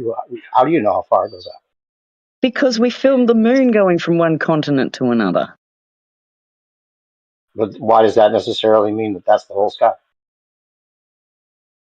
The other thing is that what he's changed what he thought when he was talking to you quite a bit. The sun doesn't do what he thought. He used to think it was more like an AE map sun, but then he realized that And the sun actually veers right or left. And then on and that top of map, that, he says that if it is an electromagnetic field, there could be a doubling going on, where it seems like there's stars that are actually mirrored in the same way that a lot of people think that southern stars are now, with like just mirroring the northern stars. It could actually be that exact thing going on with like another magnetic field from maybe a whole other system that's right next to ours, and it would just look like stars for as far as you can see. and that map doesn't match flights at all. Doesn't match what? Aeroplane flights. That doesn't seem to be the case. He says he's tracked them, and I've challenged him. So we'll have to get you guys talking again. I think that you guys would be But friends again, and you'd be like, "Oh, I'm from so stupid. I Australia, shouldn't have thought it was a ball." you can go left and right. Whereas on that, with us at the bottom, you can only go one direction up. Or maybe I to the don't know what left. you're You talking certainly about. can't go to the right, but we have flights going from the You'd have right to and draw it coming out. back from the right. You have to It could draw it be, out with certain it, flights. But every time that Ruhif's challenged the flight thing that he's tried to strawman the thing with, I've always had a path that works just like the ball. It works just like the ball, basically. No, it doesn't, because it Go doesn't around them fly south over or the around the land that you north. need it. It flies over different land than what you need the airplane flights to do.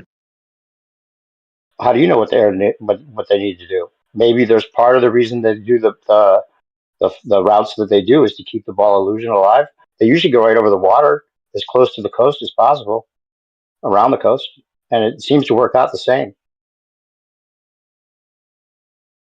There could be claimed distances that they need to claim for the ball illusion. I don't know, but it seems like everything that I've challenged him to, as far as like going from Hawaii to Australia and all these other things, it's just a coordinate system transform to begin with. So it's point for point exactly the same No, because it's a it's coordinate not, system. because the land underneath you is different to what you would need No, either it's on a not flat really. Earth or on a dual pole model.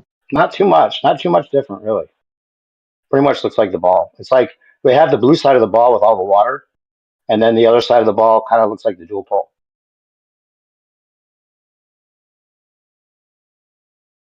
And the theory is that they took the Pacific Ocean on the sides and the top and the bottom, and then they made the illusion. They wrapped it like they do with the wrapping the skin around or wrapping the with the planets the way we saw that they did with the NASA images, where you could just wrap a skin around it and make it seem like a ball.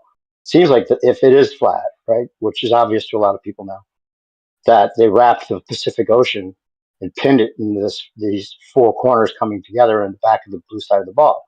They make it seem like you could travel freely over those four corners, but according to what it seems, that's not really the case. Like he was showing me ships that are supposedly right next to each other on Ship Tracker, but they're actually, according to GPS, 1,000 miles apart.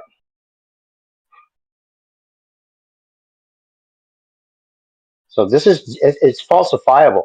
What he's saying is false. It is falsifiable. So the challenge isn't just to it's not a challenge to just hand wave dismiss it because you want to think it's a ball. The challenge is to actually take the information and show exactly why it's not, and not just from, oh, well, Chat GPT told me this. No, take the nautical almanac data that he used, figure out if that star is over a certain piece of land where he has it, and figure out with the other wheel in the north if the star is over the piece of land where you're observing it there. Do some real I wanted, investigation because I wanted everyone to do a star his trail work from where warrants real investigation, not just hand wave dismissal. That's all I'm I saying. wanted everyone to do a star trail from where they were, and we could map the sky to the land, but no one wanted to do that, and no one still wants to do that. What are you talking about? Who's no one? Any flat earthers? What do you mean? You asked every flat earther? I put a video out saying let's map the land from the sky using the stars, Oh, that's and I awesome. We couldn't get should do any. that. Who else do you know's done star trails? They've all got a P900 camera. E1, None of them have E1, done and it. you. That's E1's it. done star trails. Yeah, anyone else? Because two I'm people sure there's can't lots of flat map earthers that have the done it. Earth from the sky. There's lots of flat earthers that have done star trails. What are you talking about? Really? I'm sure there Then are. how come we It's haven't not mapped the land to the an sky unusual if we've thing. got that many of them? Well, E1 did. You just think it can't be right because it's flat. He actually did Well, that. look at the state of He says Australia he on says there. he'll put his balls on the line for his star maps, his star All wheels. you've He done is thinks those GPS taken a check out. globe map and you've stretched it, because look at Australia. I don't even recognise that shape. Well, it's not an accurate shape. It's an estimation of what it would look like for It's not even the close to map what it that would look would like. work with this. Who knows what the exact shape is? The ball model never has the exact shapes. They're all distorted, admittedly. Okay. Yeah. I disagree, but okay. What? Okay, show me the accurate map for all the correct shapes of all of the continents. I didn't know there was one. Maybe the Mercator would be the closest. A I don't globe, get know. an And how do actual you globe. confirm it? Get a round globe map that's actually a globe, Dude, a we're not round ball, and trouble. you'll find the Trouble. exact shapes right. Did you not ever realize we're not on a globe? You never really fully realized it? Because you would not be able to believe in it again. If you fully realized that we're not on a globe for all the reasons we used to talk about, those reasons aren't gone just because of the stars. The reasons Yeah, but that things that we you've used to made up laugh at, stuff. we used to Like laugh at sun, you hanging upside down relative to me because that's ridiculous. Now you think that's you made up perfectly silly acceptable? stuff. You made up silly So you stuff. think, so you think you hanging upside down relative to where I am right now makes perfect sense because of the southern stars. That makes It sense to you all of a matches. sudden. It matches the shape. It matches everything. Yeah, but nothing else about that makes any sense to you in like And I'm not common hanging sense, right? upside down. You are. You're hanging upside down. Okay, that's Now fine. let's laugh about That's that. fine. I know, but it makes it seem like it's a personal thing rather than an investigative scientific thing with you. It's I more about your suspect. stars and being. I'm hanging upside down. I'm fine with being upside down. It doesn't matter if it's a ball. It doesn't matter. That's the point. That's how stupid it is. I think So Trouble right, still most flat questions earthers. this. I think you still question things, right? Yes, of course. But I don't make up silly stuff like a sun being cut in half is now due to perspective and Rayleigh's criteria and all this crap, which just doesn't work. Way more believable than you hanging upside down relative to me right now. Not really. Yeah, really. There's not even a force to go with that trouble. And None of you've that got makes any nothing to hold the sense. It's a water in trick. on that dual What do you pond mean? model. You got nothing holding What the are you water in. talking about? Nothing to hold the water in. Are you kidding me? There still could be ice around us. Like that's your Yeah, you criticism? You don't think that there's a found it. shore somewhere where the water goes? But That's your nobody's ever criticism? That found it. how Look would how close anyone it is know to that? land. These are things that can't be confirmed. So you're taking It would take the outer perimeter, which would be way too far out. It's not even within the parameters that were shown. We're not even privy to how far out the water goes, if this is true. And your criticism is, well, there's this boundary where the water must be held in that we can't go to, and you're not showing me that, so your dual pole must not work. It's so close to land, it would take you bloody 2 hours to fly out over and go, oh my God, there's no stars here. There's just nothing but water for That's an miles. assumption. You're making It's not an assumptions. assumption. You can That's see what it the in the map. globe does. It It would makes be false easy to do. assumptions. It builds on false assumptions. That's what the globe model does. No, it doesn't. We can't assume anything about how far out it would go. How do we know that? Well, if it's so good, how come most flat earthers aren't along with it? They still think Polaris is at the center of Who all the cares about stars. most flat earthers? Most flat earthers seemingly think that the TFE thing was fake. So I mean, I don't think that's the case, but I think a lot of people are what got caught in that because of TikTok people or whatever they did. I mean, it was the psyop was to get the flat earthers to think it was fake on purpose. I mean, So it's often. either they did it, either they doctored the footage, or it happened to be questionable, or flat earthers doctored the footage, or whatever it was. But they love that flat earthers think TFE was fake because then they say, "Oh well, flat earthers don't believe anything. They should have believed the moon landing too. It was a psyop." But that doesn't mean there's no 24-hour sun. I was just going to say that often what is the mainstream or what is popular within any group, whether it's quote unquote flat earthers or whatever it may be, is often not the truth. I'm not saying flat earth isn't true, that the earth isn't planar and stationary. I'm just saying to make a statement like a bunch of people think a thing doesn't necessarily mean it's the truth. You know, there's all kinds Yeah, of things that a bunch of people think that might be false, you know, when it comes If to you any. can't, it's like I always think of like the shouldn't you be most able to popular convince? movie. The most popular movie for people to go see is something that most people here would not even be interested in looking at. The best movies usually are Shouldn't you the be able ones to convince that them? you love because nobody else loves it. Not because no one else loves it, but because it's an awesome movie and most people can't appreciate it because it's Well, above if their you head or can't whatever. convince other flat earthers, why should you be able to Who convince cares? Globers first? I'm not trying to convince anybody. It's either true or it's not true. It's not about It's convincing not the true. lowest. It's not about playing to the lowest common denominator. That's what the ball does. Yeah, I We're mean, if peddling someone's on a what? mission to convert or convince people, I guess that's their own trip. But if people are just talking passionately and trying to get to truth, it doesn't necessarily mean that they're trying to like convert people. And yeah, I mean, it's really about You're what not. the truth is. You're not trying to you're not trying to prove anything. You guys have just gone, we know it's flat, so therefore this can't be happening, even though that's exactly what we see or No, experience. we know it's not a ball because it's physically impossible for several reasons. Trouble. The stars aren't the most important thing.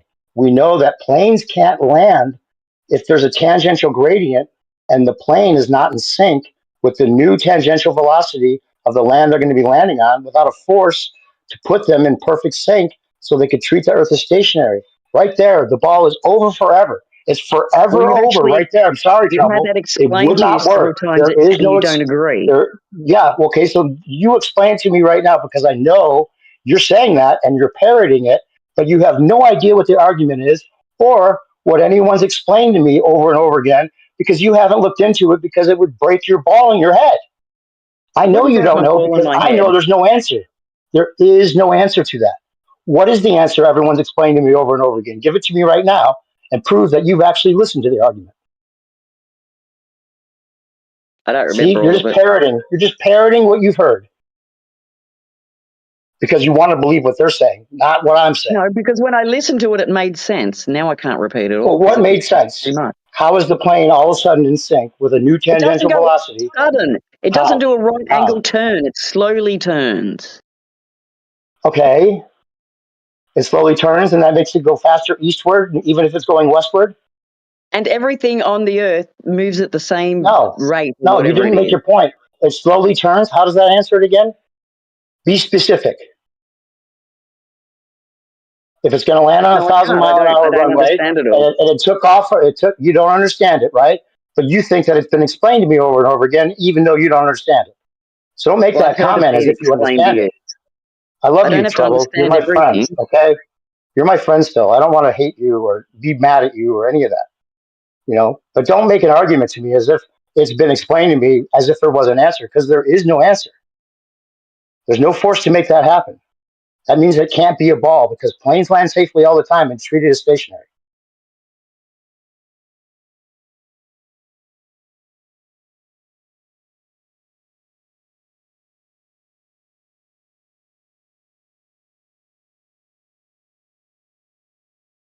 You're my friend, though. I love you. And I understand why you think the Southern Stars are important. We've been saying that ever since the beginning.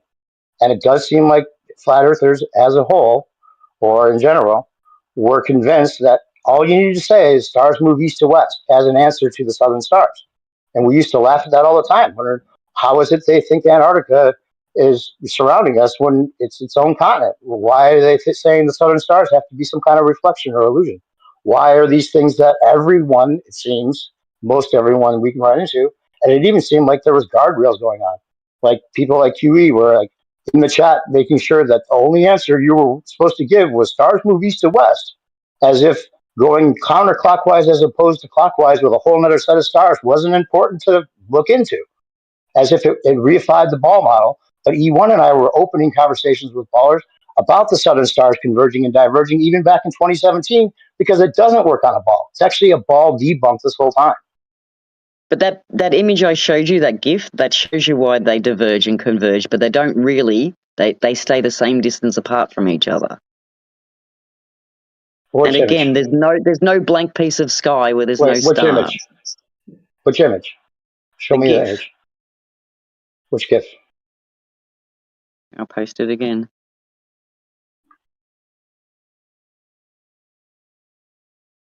I mean, this is something you can look into, and they admit that they converge and diverge. They don't admit that they actually converge and They admit diverge, but they here admit that they to, but they seem don't to. actually. They seem to, right? They seem to converge and diverge at least.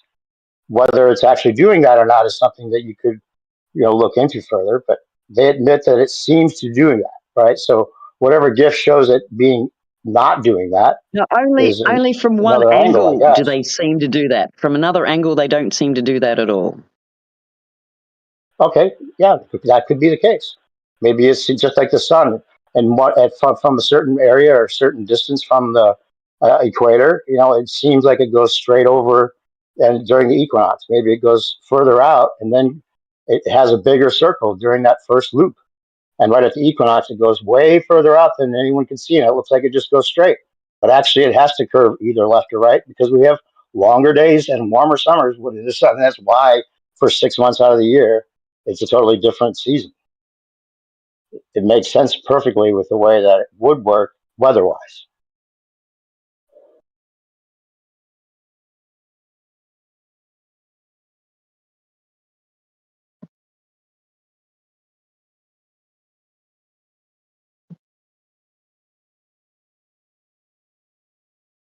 And if it is an electromagnetic field, that gives a mechanism for how things move in the sky. I think there was somebody in here last night, like, I think it was, it doesn't matter. They were saying what, even they were a flat earther arguing, well, we don't have a mechanism for how the sun and the moon and the stars move. Well, if it's an electromagnetic field, there's a mechanism. And it actually mirrors exactly what we look. I mean, that's what the stars look like, is an electromagnetic field. And it doesn't work on a ball.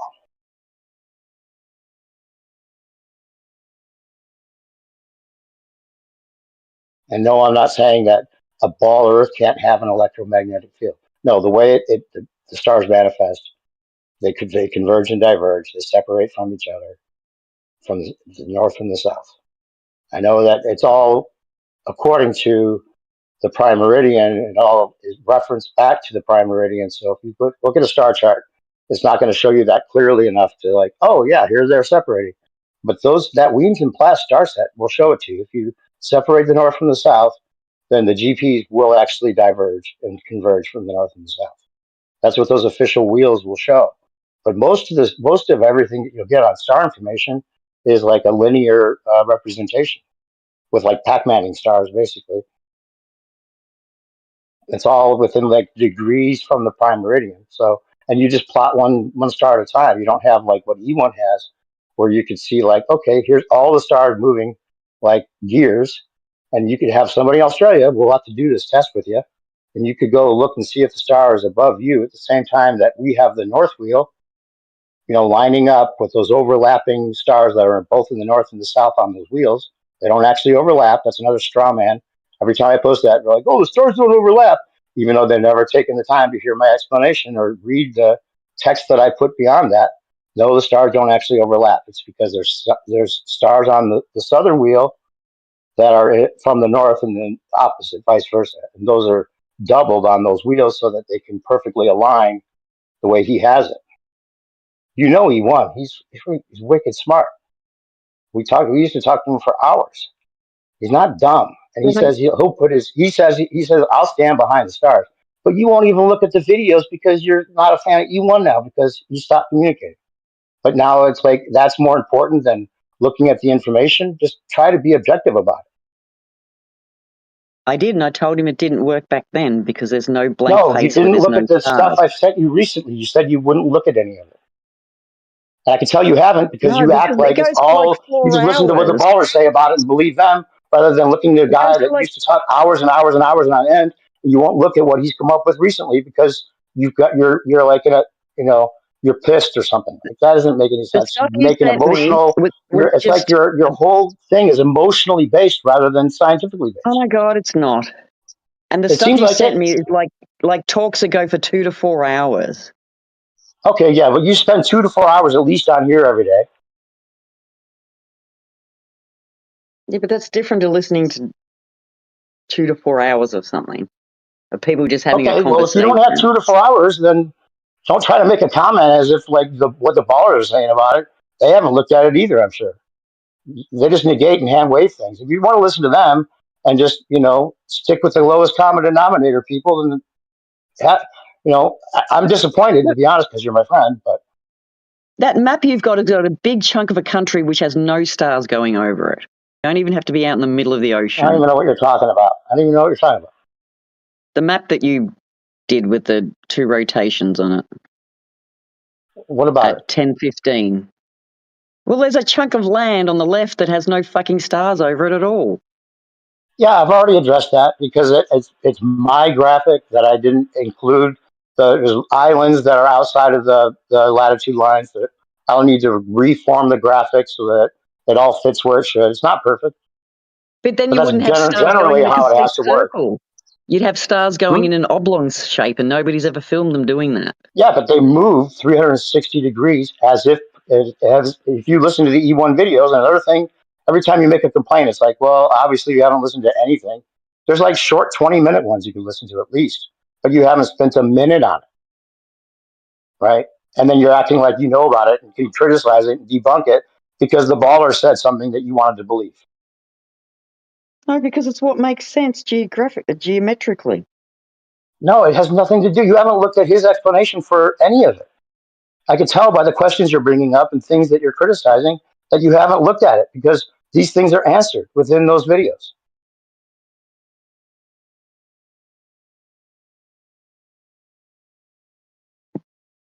How come it's just you and E1 that's just spouting it though? Nobody's picked up on it. Oh, I can hardly hear you. How come it's just Is that you me? and yeah? How come just you and What? E1 are the ones spouting this and not nobody else has picked up on it? Hold on, I got you turned way down. Sorry, Wesley. How come it's just me and E1? He's just our friend. Trouble and I used to talk to him for hours back in the day. Just a friend. He doesn't talk to anybody online anymore. He just kind of like went offline when the pandemic got like to another level way back, and then he was off grid way before that. So he's kind of like a prepper kind of guy. He doesn't care to convince anybody. He doesn't care if anyone thinks he's right. He thinks he's right. I think he's right. I don't care to convince anybody, And I think it's kind of a cog diss. It's almost like the dual pole is like flat Earth to flat Earthers. It's really funny. Flat Earthers hand wave dismiss it with the same kind of cog diss things that we used to do before we realized the Earth is flat. Which is kind of funny, because you would think that, especially with the TFE and the 24-hour sun being a thing, that some kind of answer to that would be like, well, let's look at it, because if it answers the 24-hour sun, that's the biggest thorn in flat Earthers' side right now. But still, people want to hand wave dismiss it. So funny. And E1 didn't make it because of TFE. He knew there No, was a 24-hour sun way before that. it's not hand Had wave nothing to do with dismissal. It's TFE. the one at the equator. 1 degree north is the furthest away as possible from 1 degree south latitude. That's demonstrably false on the map. Well, it could be. It could be. Yeah, that would be a way to falsify it. You'd have to No, go to it has Point been Nemo, falsified. right? No, not it could be. It is falsified. Well, you have to show me exactly how and be specific and give me a Yeah, graphic and like a whole 1 write up. degree. That'd Yeah, be 1 great. degree north latitude is the same distance from 1 degree south latitude across the world. That's how. Well, I don't know what that means necessarily. You'd have to explain it Well, in more I know detail. that's why you're still supporting this map, because you don't understand how latitudes work. No, it's not about understanding anything, Wesley. I'm not gonna get into like a straw man competition with you right now. I realize that if there's a 1 degree, right, going out way up north of north, right, and south to south, or out from south, right, because anywhere out from south would be north technically, even if it goes down from north, right, because it's a magnetic field line that we're talking about. That's what determines north and south, right? Now, Point Nemo, or the blue side of the ball where they stitched everything together, would be the place that you could, somehow falsify it. I don't know if what information you bring would actually be valid, or if they've done a pretty good job of making it seem like that international date line must go all the way through. But they would have done the north to south circumpolar navigation following that international date line straight up the backside of the ball, and done that a long time ago if that were possible. It doesn't seem like it is, because they haven't done it already. Now they could. Why would they have to it's a do it? dual, Why would they have to do it on the international date line? because that would be the blue side of the ball. That, well, at least to debunk the dual pole, but that would be the thing they'd have to do. They'd have to go straight from north No. all the way All you have across to the do is international date line to the all you have south, to to the do is North Pole. all you have to do is go to the equator anywhere and see that 1 degree north is the same distance from 1 degree south all the way across the equator. Well, no, the celestial equator and the equator are two different things with E1's concept to the dual pole, right? In his concept, there's basically the sun goes either north or south, and that would be the equator during the summer or the equator during the winter, right? And it would cross over twice a year. And then Yeah, there'd so be the celestial equator down the middle, right? And then that would be the way to debunk it, is somehow, I don't know if you could, even if you thought that you were going along around the north or the south, I don't know that there'd be a way to prove that you're on a ball that way, because you'd just be going in a circle regardless of which way you're going. no, all you have to You could do go is say around in a that 1 circle either degree. north or south. All you have to do is say 1 degree north latitude is always the same distance from 1 degree south latitude. That's all you'd have to do. Well, you can say that, but then any kind of map or any kind of proof of that, that could be hearsay, could be like you just believing in the authority or the map or whatever, right? No, people shipping routes. People go on ships. Yeah, that's the other thing. Shipping routes, right? There's an armada of ships, according to him. I'll put a link right now No, in the chat shipping. where No, he's you're showing me the shipping. misunderstanding. You're I know about the shipping misunderstanding. routes. I You're know about the shipping misunderstanding my routes. point. You're misunderstanding my point. I know about the. No, I'm not. Ships. I know about the shipping routes. I know you think shipping routes go around the equator, right? You think they go around the whole ball, right? Right? And you think it goes straight No, across see, you're not from east to understanding. west. You're not understanding No, my that's point. not. Okay, No, go ahead. you're not Sorry. understanding my point. So Okay, go ahead and restate it. you can go somewhere on the equator, and go 1 degree north, just 69 miles north, and 69 or 60 nautical miles either way, and you get to one north and one south. It's not infinitely away as it shows on your map. You'd have to explain it with a graphic and everything else. No, According to it's what I've so seen so easy. far, there's no one's been able to debunk it, in my opinion. I'm doing it right now. You, 1 degree you can north. say that that's the information. You think you go Listen, around the whole new, ball. Maybe that's new not true. perspective. You keep talking Okay, go over. ahead. Sorry. So Sorry, go one ahead. degree north and 1 degree south are close together on one side of the map, but on the complete opposite side, they're as far apart as you can get on Earth, and that's demonstrably not true. Right, but then you're not understanding what I just explained, right?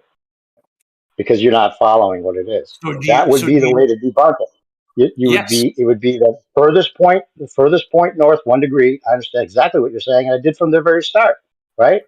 That's where they hit it, right? That you would No, have to be able to that's where go it's. all the way across. That's where the international date line's cut in half. That's why I was talking about the international date line. In his model, Yeah, the but it's international date debunked. line It's debunked. goes up from north, halfway up, and it goes down south from south, right? Now, if you could actually go along that international date line from the North Pole to the South Pole, as if you're going across that blue side of the ball with the international date line, then that would be a way to debunk it. But even if No, you you documented wouldn't it, even or if have a to do flat earther that. You wouldn't documented that even it have to wasn't do that. possible, You wouldn't you have to get do any that. documentation or any hearsay about it could be questioned, right? It could be questioned on either side of the argument. No, you don't even have to do that. You go to the equator, you go to that area of the map, and you go 60 degrees north to get to 1 degree, and you go 60 degrees south to get to 1 degree south latitude. There you That you go. don't Right. have to. On the Hold on a blue side second. of the ball. Hold on a second. New You have to perspective. be out where Stop Point interrupting. Nemo is. Hey, new perspective. Stop interrupting. I know you're excitable I'm about agreeing this, with you. but I'm no. Hold agreeing on a with you, second. dude. So no, you I'm said you agreeing had with to. you. No, you said you had to circumnavigate. You don't have to circumnavigate. You just go to the equator and go 1 degree north and 1 degree south, which has been done, and it's debunks your Okay. map. Show me the documentation of that being done. Okay, I'll text it to you. Yeah, that would be the next Yeah, step. but isn't That would the be the hold next on step. Yeah. with the contention in this though? Isn't the contention it's not really about the 1 degree north or south, like in Africa or South America? It would be out in the Pacific. That's where the issue would be, Yeah. right? I thought he understood that. Wesley, are you understanding Oh, that? yes, I understand it, and it's clearly Okay. it's anywhere. It's anywhere because they diverge. The 1 degree north and 1 degree south diverges immediately before and after the prime meridian, but we know it's always 60 nautical miles between each degree latitude. Well, what you say you know, Wesley, is questionable in my mind because we're not on a ball. But I got to go, Nope. guys. I'll come back. Okay, bye.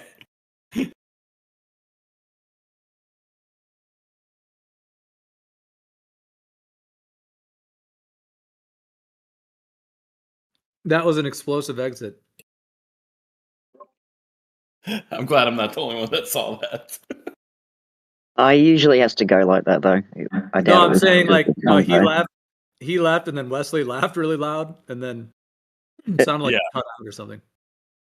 Yeah, yeah. I'm not. I assumed he had bad intentions for leaving that quickly, but I will admit I don't know for sure. So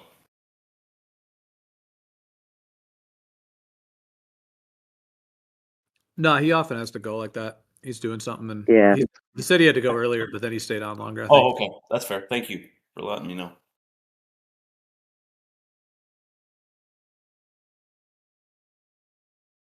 I totally disagree with him though. But anyway. I don't know enough to argue some of the points.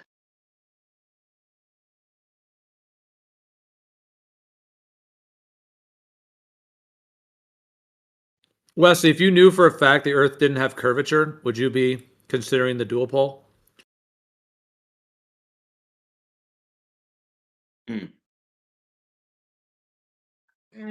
No, if Earth was flat, I would have to go with the sky is magical. Yeah, It's doing that something that's that doesn't represent the ground, basically. yeah. I would just have to say, yeah, there's something with optics we don't understand. Um, yeah, I don't know. That's a tough question. That's actually a really good question.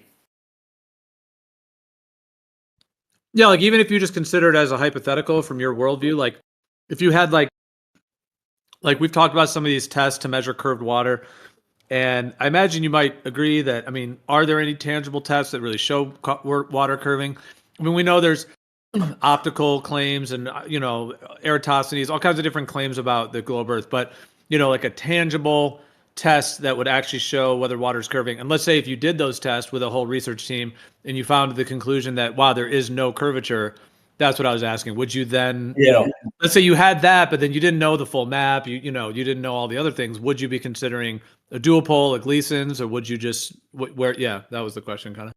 Yeah, I fault. I mean, I'm with trouble that I would have to say that the sky, the optics in the sky, aren't what we understand them to be currently, or what I would understand them to be. But to your point, like I was telling somebody else, like one of the things that would flip me to flat Earth instantly is if there was a map that had just one linear scale for the entire globe. And I understand why flat earthers don't have that, but that would be one thing that would flip me instantly is a map that has a linear scale on it that's accurate or more accurate than the globe.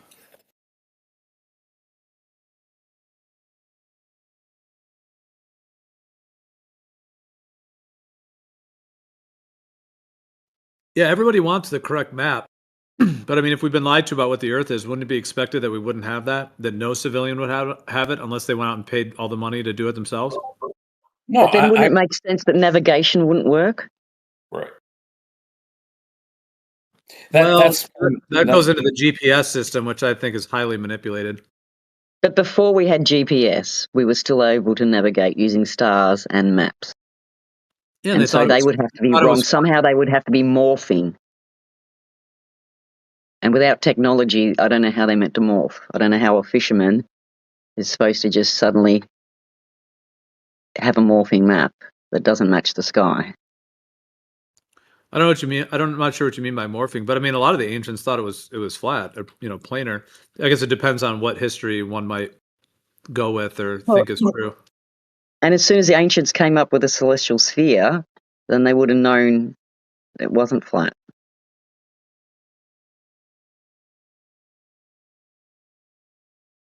Because you can't put a sphere over a flat surface. It just doesn't work. And a lot of them thought that there was universal day and night, like that there weren't quote unquote time zones, and some thought that the sun went under the earth because of sunsets and the celestial sphere. So, but I get what you're saying generally.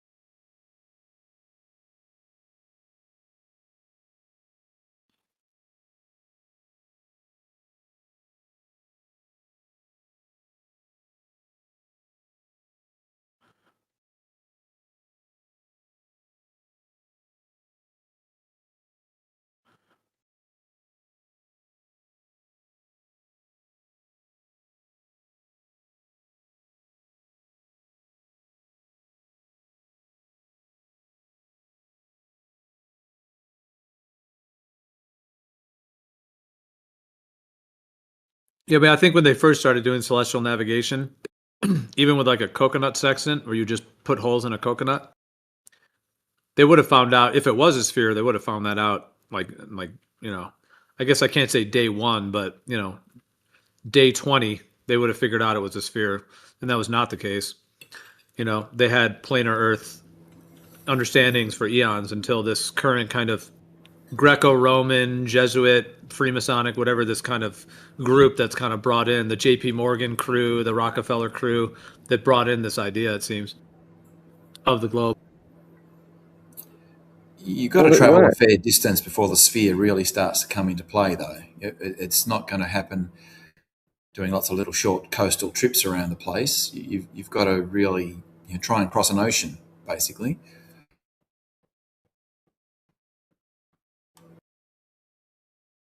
To some degree. I mean, I hear you if you're just going a few miles away, it's not going to be a very big difference. But once you start making a grid, even if you're like out in the islands of Fiji or something, even if you are going island to island and you're making a grid, you would find that it wouldn't fit on a flat table. You would have to curve it at some point.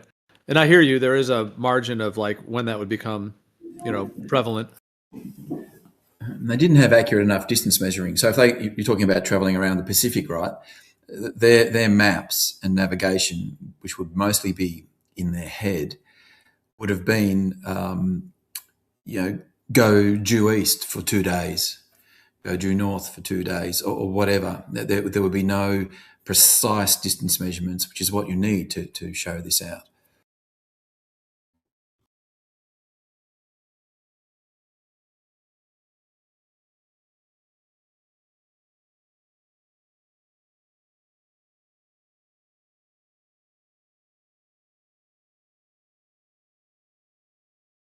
Well, if you think you could show the Earth's a globe from celestial navigation, then maybe you could go out, or you or whoever, go out and do it all and then show it.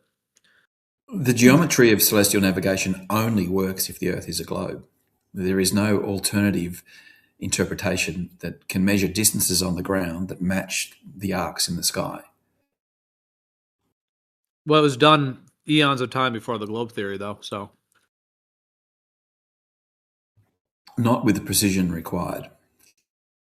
That can only be said from a fictitious observer.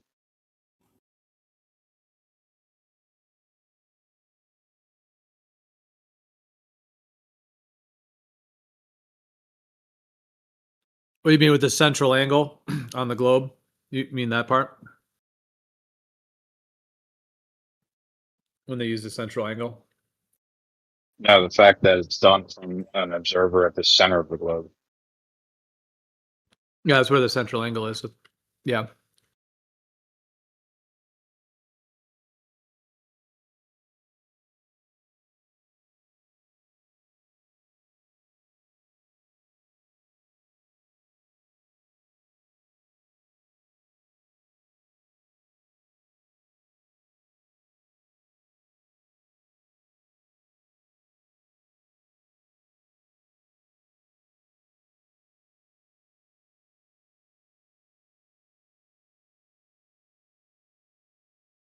It seems like celestial navigation was adapted to fit a globe idea and then quickly outmoded with GPS and other, satellites and things these days. By quickly, you mean over a period of 250 years. I guess it depends on what you go with on history, like what parts of history you believe or don't believe. But You can go to the Library of Congress and see, what's the guy's name? It escapes me in a minute, but one of his first editions of his The American Practical Navigator is in Congress there, in the library. But the thing is, Geo, that the modern celestial navigation, and by modern I mean 200 years plus, combined with accurate time, which you need, turned random hit and miss travel to something where you could safely navigate in the dark, for example, and know you weren't going to run aground because you knew precisely where you were. But until they had those precision instruments and precision measurements and maps, it was a pretty dangerous thing to travel without being able to see.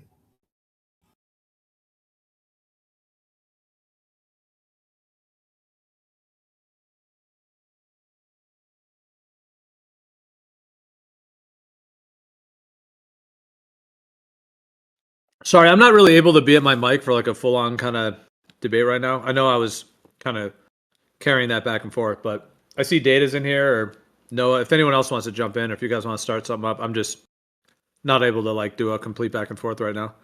But I heard you on that point, Daz. Yeah, we can pick it up at some point.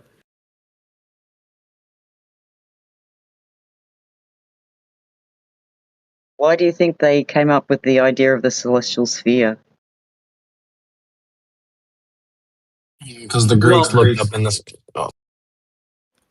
No, I am stepping away from my mic for a sec, but if you want to respond. But I mean, they don't refer to it as, it's not thought of as a sphere that goes all the way around. It's like the hemisphere of like a planetarium. It's spherical. The way the sky moves is spherical. It doesn't mean that it's a sphere. It just means that it functions with those A coordinates. planetarium that's only a hemisphere doesn't have the southern stars represented properly.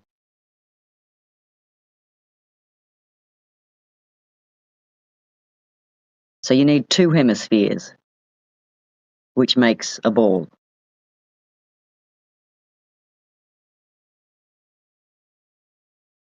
Yeah, it's not what it's referring to. It's referring to the hemispherical region of the larger celestial sphere coordinates that we can see. So we're seeing a hemispherical region of a larger system of spherical coordinates, but it wasn't thought of as an actual sphere that went underneath anything. They saw it as a spherical coordinate system that was above the Earth. What were you going to say though, Noah? Yeah, which means it's a globe because it's a sphere. When you put the two hemispheres together, you get a sphere. It just doesn't get more basic than that. Right, but you can have a sphere on a computer of stars and then input them into hemispherical planetariums, and you can do all of that with a flat floor. You don't need any They globe won't to map any of the match. stars. It won't match what we see in the south if you put the North Pole in the middle. If I put Planetariums the South match Pole at the middle, exactly. your Planetariums stars are match not going to exactly match. what we see in Polaris the isn't. sky. If I put the south in the middle of that planisphere, then the northern stars are not going to look like you know them to look like. They won't be going Planetariums around literally Polaris. match exactly what you see when you go outside at night. They can't if it's only got a hemisphere. It's not going to show It exactly literally the south. does, because all you see when you look up in the sky is a hemisphere. You don't ever see You're anything missing, more than a hemisphere. A planetarium is a hemisphere above your head. and you have to put two of them together to get all the stars No, showing you at do once. not. No, planetariums do not have two hemispheres. They only have one. Sorry, you are incorrect. When you And it won't. look up in the sky, you're not seeing two hemispheres. You're only seeing one.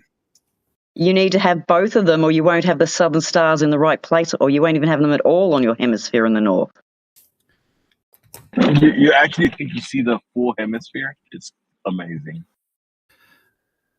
Oh my God. Yeah, no, you think about that. This is Here's just something too you should difficult for you, obviously. notice about No, the you planetarium.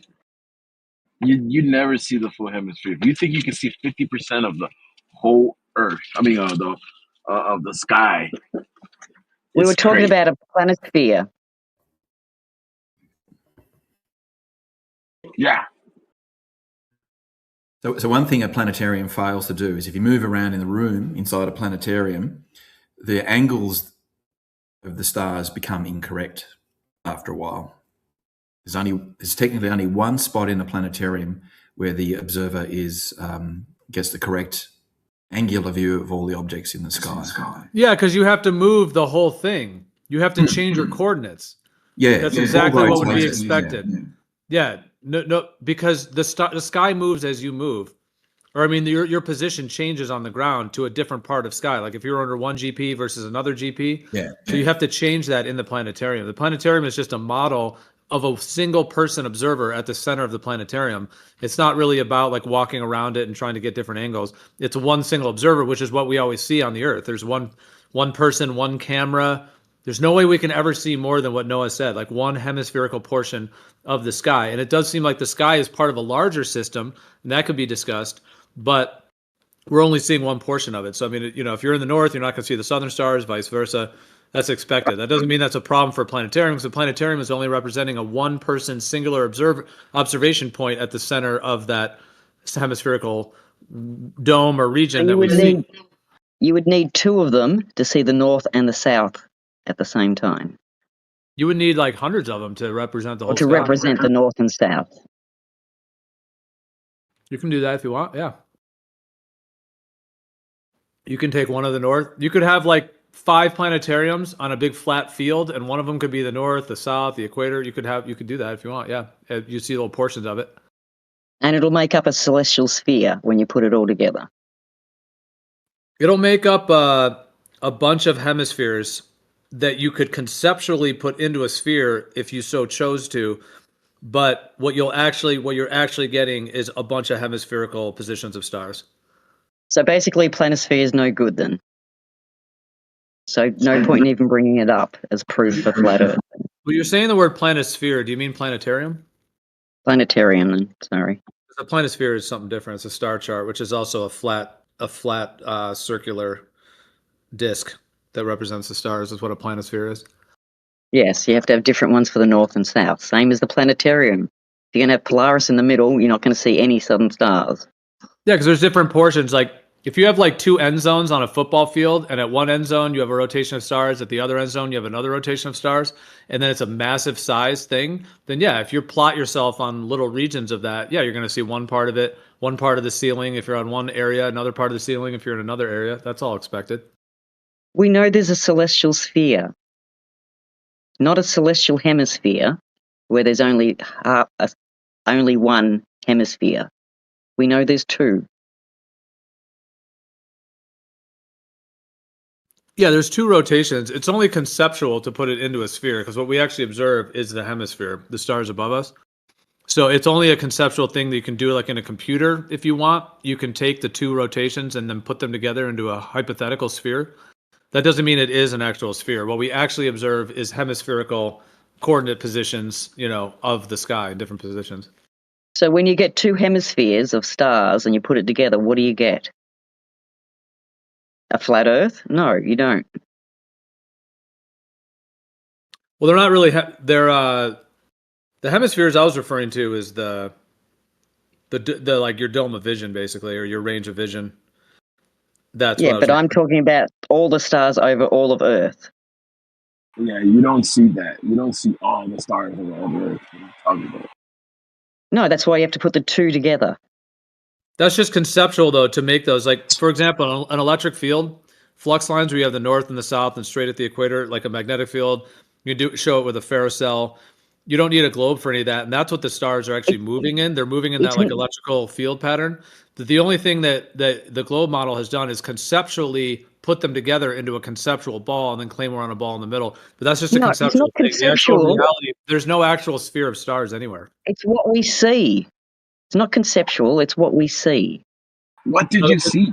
The conceptual part is taking a bunch of hemispherical like field of visions or little domes and like planetariums. So that's just what we see. Like you could have a 1,000 planetariums that would all represent different parts of the sky, all with flat floors, and you wouldn't need a globe. You wouldn't need a globe anywhere.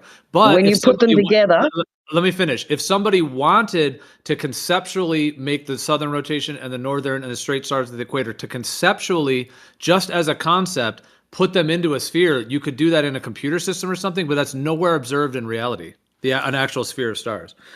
They're all hemispherical, plottings, azimuthal plottings. And when you put them all together, you're not going to get a flat Earth. You're going to get a spherical sky. No, you would get a bunch of flat floors and a bunch of hemispherical coordinates of celestial objects. That's what you get. And we're only talking about the sky, which means it would end up being a sphere when you put them all together. Only if you conceptually, converted it into that. In reality, we're just seeing plots on a ceiling, essentially, on azimuthal grids in different positions on the Earth. Oh my God! So there's no celestial sphere anymore. It's just something the ancients made up. Brilliant. No, my understanding is that the ancients didn't think of it as an actual sphere. It depends on what ancients you're referring to, but they did talk about like the spherical nature of the sky and in terms of how it moves and the motion of it.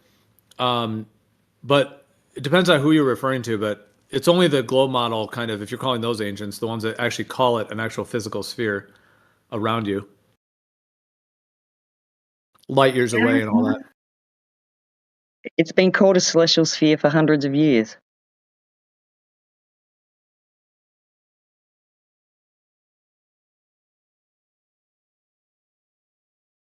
Yeah, I mean, we're told all kinds of things about history. That's a whole thing. But I'm just saying when it's referred to, like if you have an azimuthal grid and a hemispherical region of sky, that can be referred to as a celestial sphere. It doesn't mean it's an actual So sphere going around you. do you disagree that if you took your planetarium and you did hundreds of different locations and when you put it together, that you wouldn't get a sphere? No, you would just get a bunch of flat planed planetariums. By the way, that thing in Las Vegas, that huge entertainment center, they call it the sphere, even though it's a hemisphere. Same kind of idea. It's a hemisphere. They call it a sphere. It's obviously the sphere in Vegas is not a sphere. It doesn't go under the ground. It's not an actual ball. It's a hemisphere, and they call it the sphere. I'm not saying that proves anything. I'm just saying it's another example of how you can call something spherical, even though it's not an actual ball that goes around you. It could be a hemisphere, or it could be like we call. I mean, like our head, we have like the dome of our head kind of thing.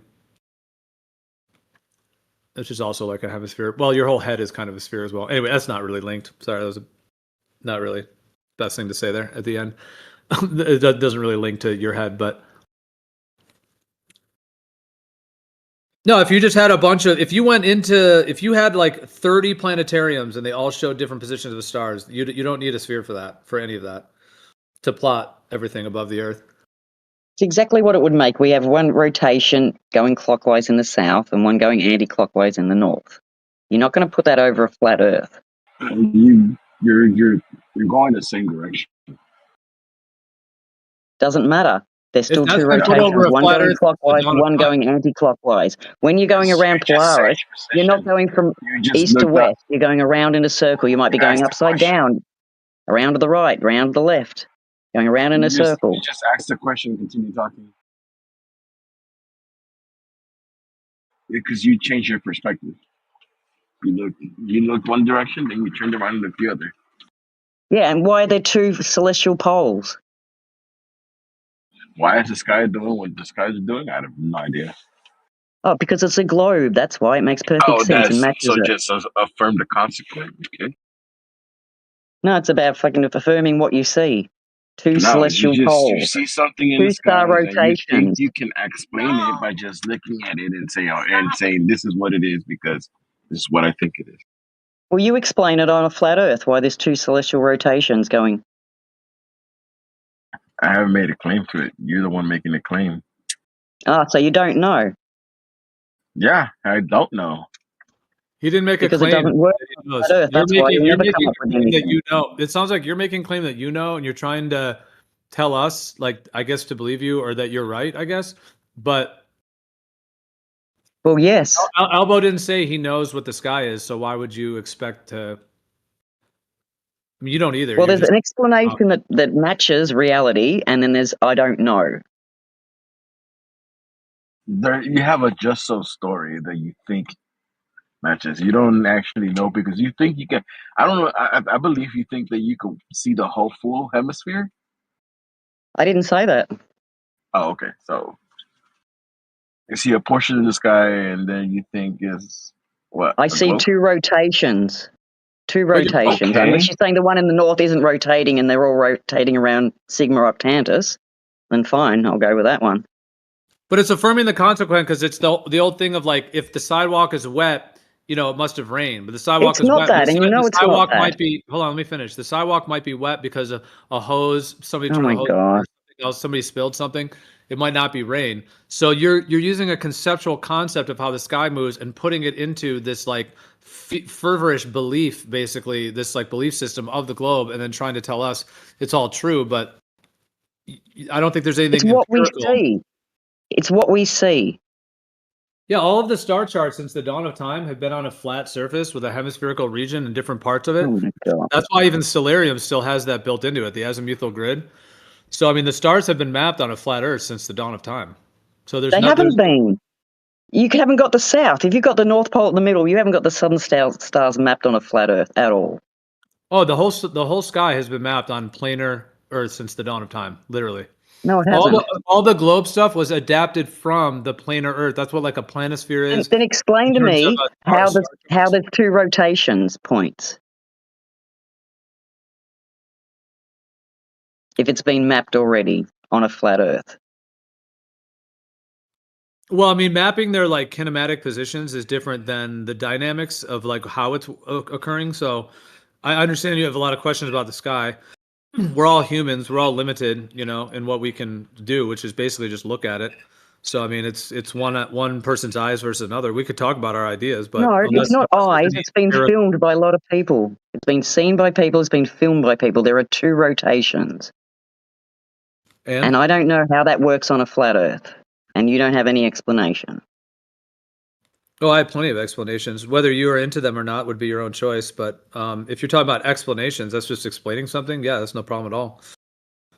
But it sounds like you're really set on this globe one. So, I mean, I would say just stay with it if you're really feeling it. If you're not feeling it, then look for other It's the options. only thing that matches. I mean, you want to have a flat Earth, fine, but the sky is a sphere. It's got 2 rotation points, which isn't going to work on a dome. Well, to me, it clearly looks like a magnetic field. So it's moving in the same pattern as magnetic fields do, and you don't need a sphere for stars to move in a magnetic field above planet Earth. A magnet has a north and south. So 2 rotations. Yeah, it's a double toroid.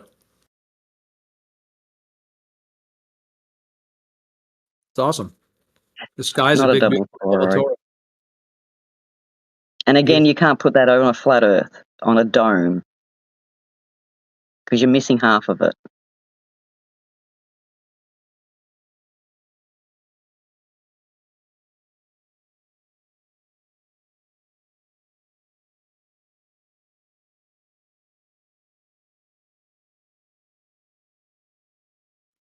It's not Well, when you missing look half at of the it. stars, there's the northern and southern, and they can be mapped on a flat azimuthal grid. Go ahead, Gatebreaker. The dual pole star layouts, as far as the one I've seen, it incorporates the full celestial sphere, but the outer edges of the star map is actually one point of the celestial sphere split apart. Same thing like the Gleason. Same thing the Gleason does to Antarctica. That splitting open and the distances getting warped to that idea. Unfortunately, it's still happening in the dual pole. It's just that location is moved somewhere else. There could be like that total internal reflection idea. It's pretty interesting. There could be that on like the outer areas, you know. So that could be a factor for that. There could be like a reflective quality of the outer regions of the sky.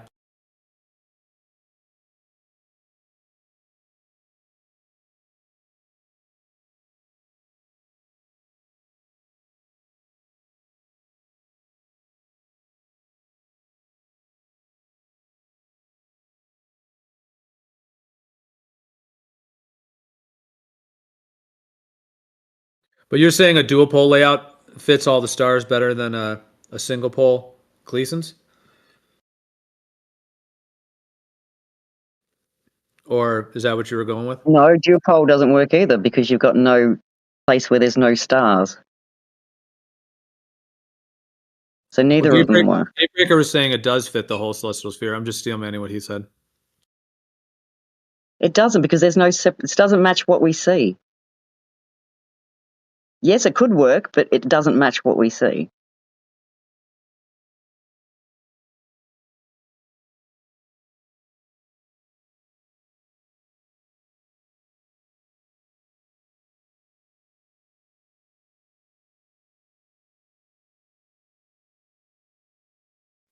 How long do you think humanity has been around?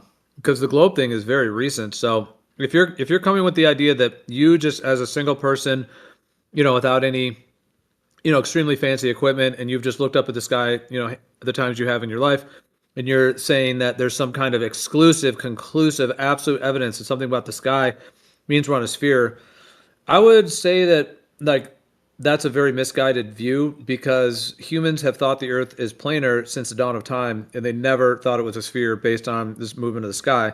So unless the sky was doing something different back then, if it was doing the same thing, then for eons of time, they were not drawing that conclusion. The globe idea came along, made all these kind of conceptual concepts, and then sold it to people, and they get people like attached to it. And now, yourself, I think Eggshell says this idea as well, that there's things about the sky he thinks that are just exclusive, but that doesn't match with the 99% of humanity who all looked at the So, sky, and none of them had this globe idea until these kind of like Greco-Roman entities seem to come along and incorporate this. so the ancients couldn't have been wrong when they thought that the sun went into the earth. I don't think any of them actually thought that. That was there's mythology and like the Egyptians where they talk about the sun going into the underworld with like Persephone Yeah. and then the rebirth. But So- but their cosmology never involved the sun going under the ground. Their cosmology was all planar stationary with the sun the above. earth. It's just So- but there's symbols and mythology understanding of the sky. Like the Would you- hero, like the sun represents the hero archetype and it goes into the underworld to be reborn. Would you That doesn't agree mean that they got it wrong? mean That the ever- sun doesn't go into the earth? Hold on, let me finish. You're not even listening. You're not even paying attention. You're just clipping to interrupt and then saying things that aren't even related. I'm responding to what you're saying. If you're talking about the Egyptians, they did not think that the actual sun itself went below the earth because they all have a system where you have the upper world where the celestials are, the plane of existence that we live on in the middle, and then the underworld below. So there's no way in which the celestial goes below the middle level. That never happens. What I'm saying is that some of those cultures have mythological or symbolic stories that involve like the archetype of the sun, the hero that goes through this transformation and so on. But they didn't think that the actual sun itself intersected with the plane, the physical plane. The celestials are always above in all the ancient cosmologies. So they didn't go into the earth at the North and South Pole. Nothing went into the earth. The celestials never intersect with the physical. Well, that's not what I've heard. That's not what I've heard. Because where did they go if they didn't go under the earth or into the earth? What, they just disappeared and Pac-Man across to the other side? Was that their belief? I don't think so. And so they were wrong. I mean, No, Christ, they were like, understood how many it. thousands of years ago and you expect them to be right? They understood the sky moves in cycles, and when the things move too far away, they're beyond you over the planar surface on another part of the plane that you're not on, and it comes back around. They understood that. That's very basic.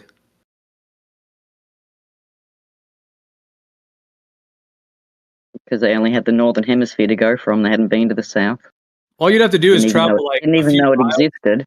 You could like travel a few miles and you could notice that the sky, like if you notice the time the sunset and then you traveled, let's say 10 miles, you would notice the sunset later and so on. So you would obviously know that it extends across the plane. There'd be no reason to think it extinguishes there when you can easily move back and forth. And they would have seen the southern stars. A lot of them would be living in the warmest place near the equator, and you can see the southern and northern rotation from anywhere within those equatorial regions. So certainly they would know that as well. And they So do know. how do they come up with a flat Earth when they see a sphere in the sky? 2 rotation points. What was their explanation for the 2 rotation points?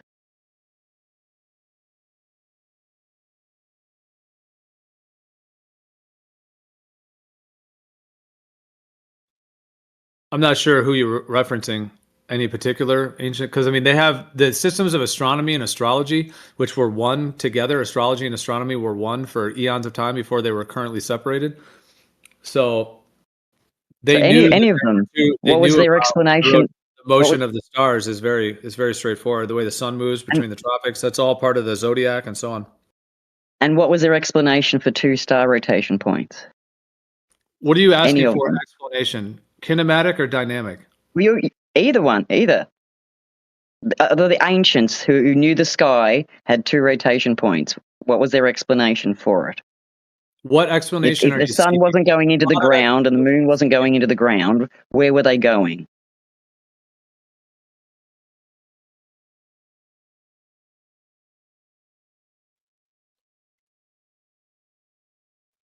I'm not clear on what you're asking. You seem to be desperately asking for explanations. I mean, No, never explanations mind. are a dime a dozen. What are you seeking? I asked kinematics or Nothing. dynamics. You said something about where.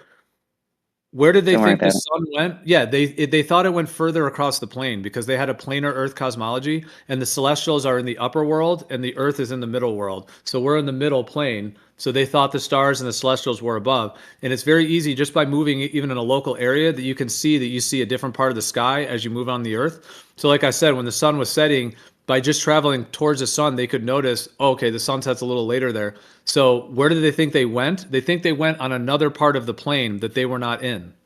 Beyond Well, how them. did you do Hard to see. rotations? What about the southern stars? What were they doing?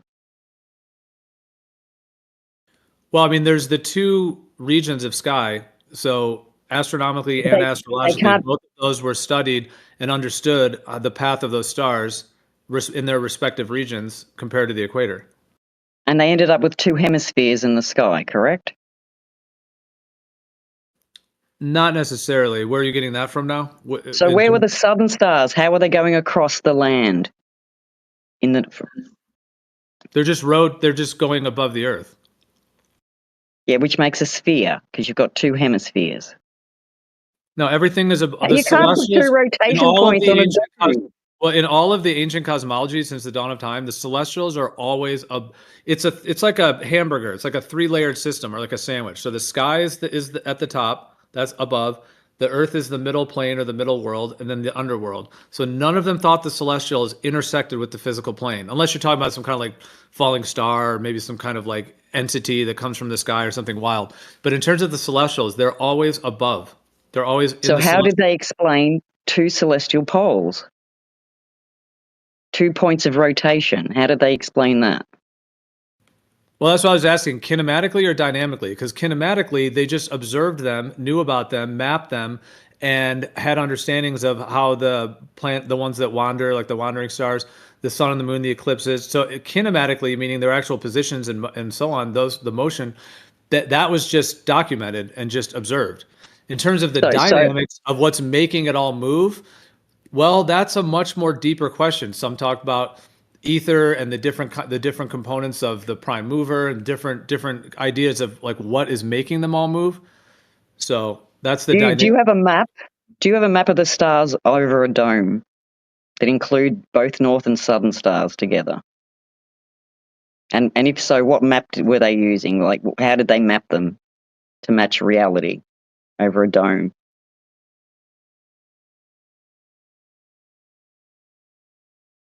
See, what you're saying is just not true.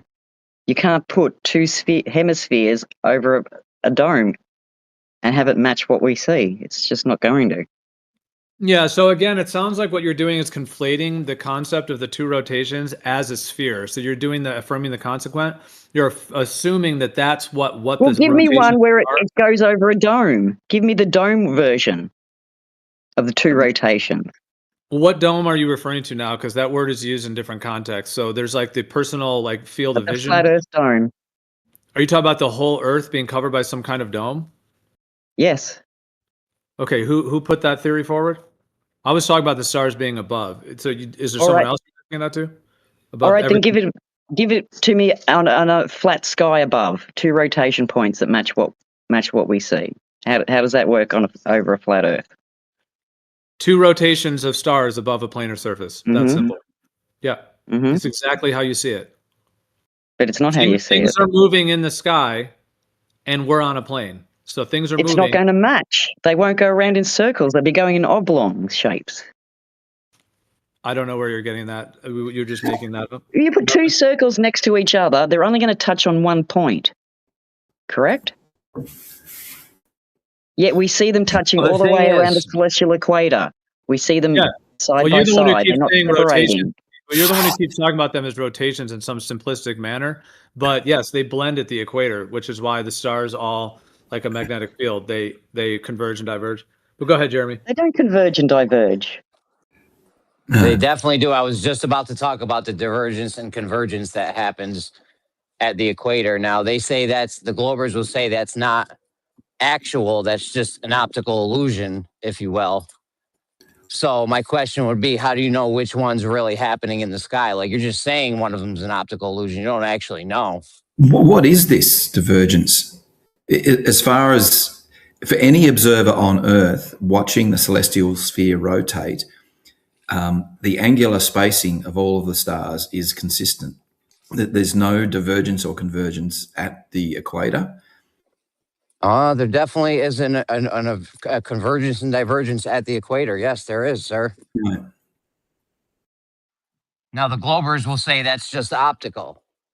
There's not even an optical one. Oh, there definitely is. Have you seen star trails at the celestial equator? That's an image, right? So Yes, it's an that image. divergence and convergence, you're talking about how the star trails to the east, to the north and south. But let me start again. You're on the equator. You're facing east. You're watching the star trails at the sides, right? And they peel away. So you get straight up in the middle, and the two arches forming at the side. Is that what you're talking about divergence? I'm posting a bunch of images. I'm just gonna post a bunch of images. Do you know what divergence and convergence means? Yeah. That's what I mean when I say divergence and convergence.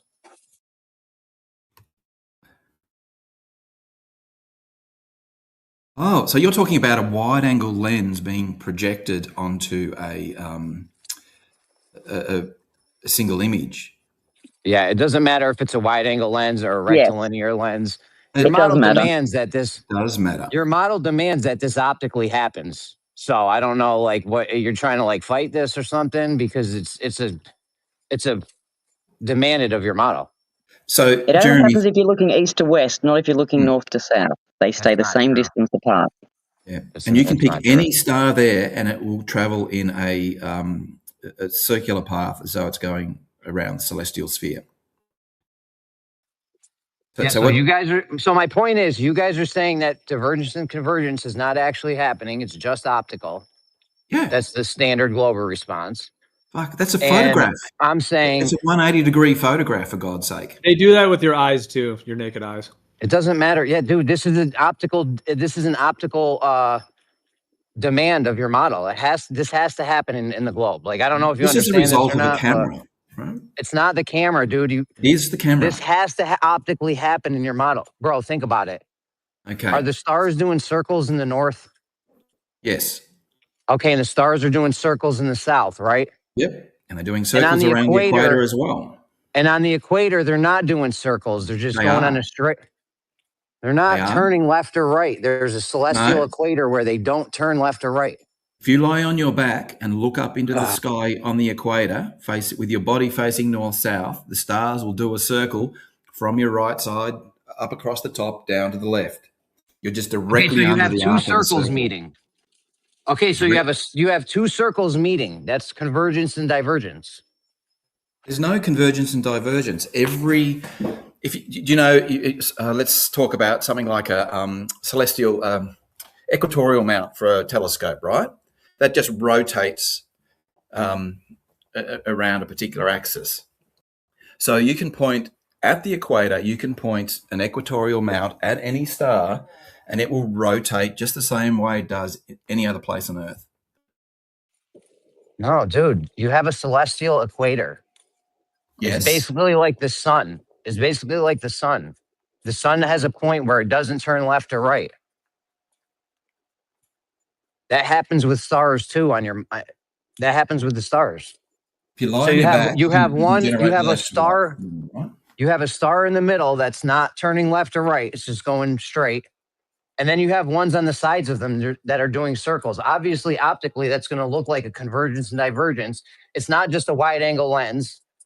That has to optically happen in your model.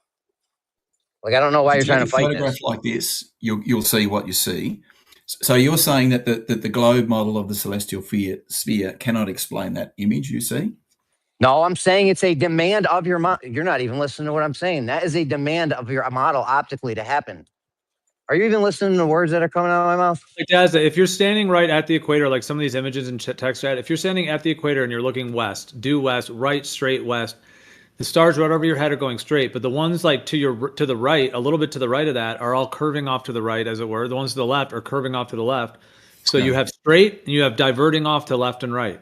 No, so Gio, if you were on the equator and you were to turn to face south and look up at a star that was almost directly overhead, it would be cutting the same kind of circle that they do everywhere else.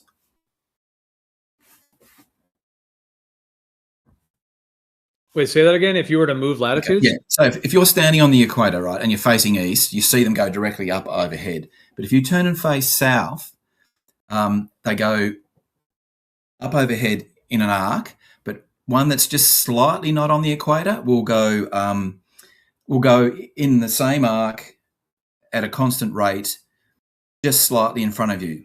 So that view of that star that's not perfectly on top of the perfectly on the equator is the same as any star in the south. It travels in that same arc.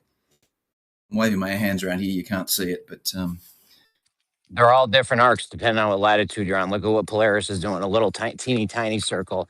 And then the ones near the equator start doing bigger circles. The point is you have a star in the equator, the celestial equator, that's not turning left or right.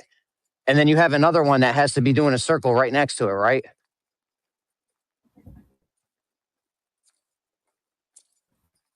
Hello? they're all doing circles. They're all doing circles. Yeah, but I know they're all doing circles in your model. I understand that. But one of them's a circle that's not turning left or right. And the other ones are directly next to it that are turning left or right.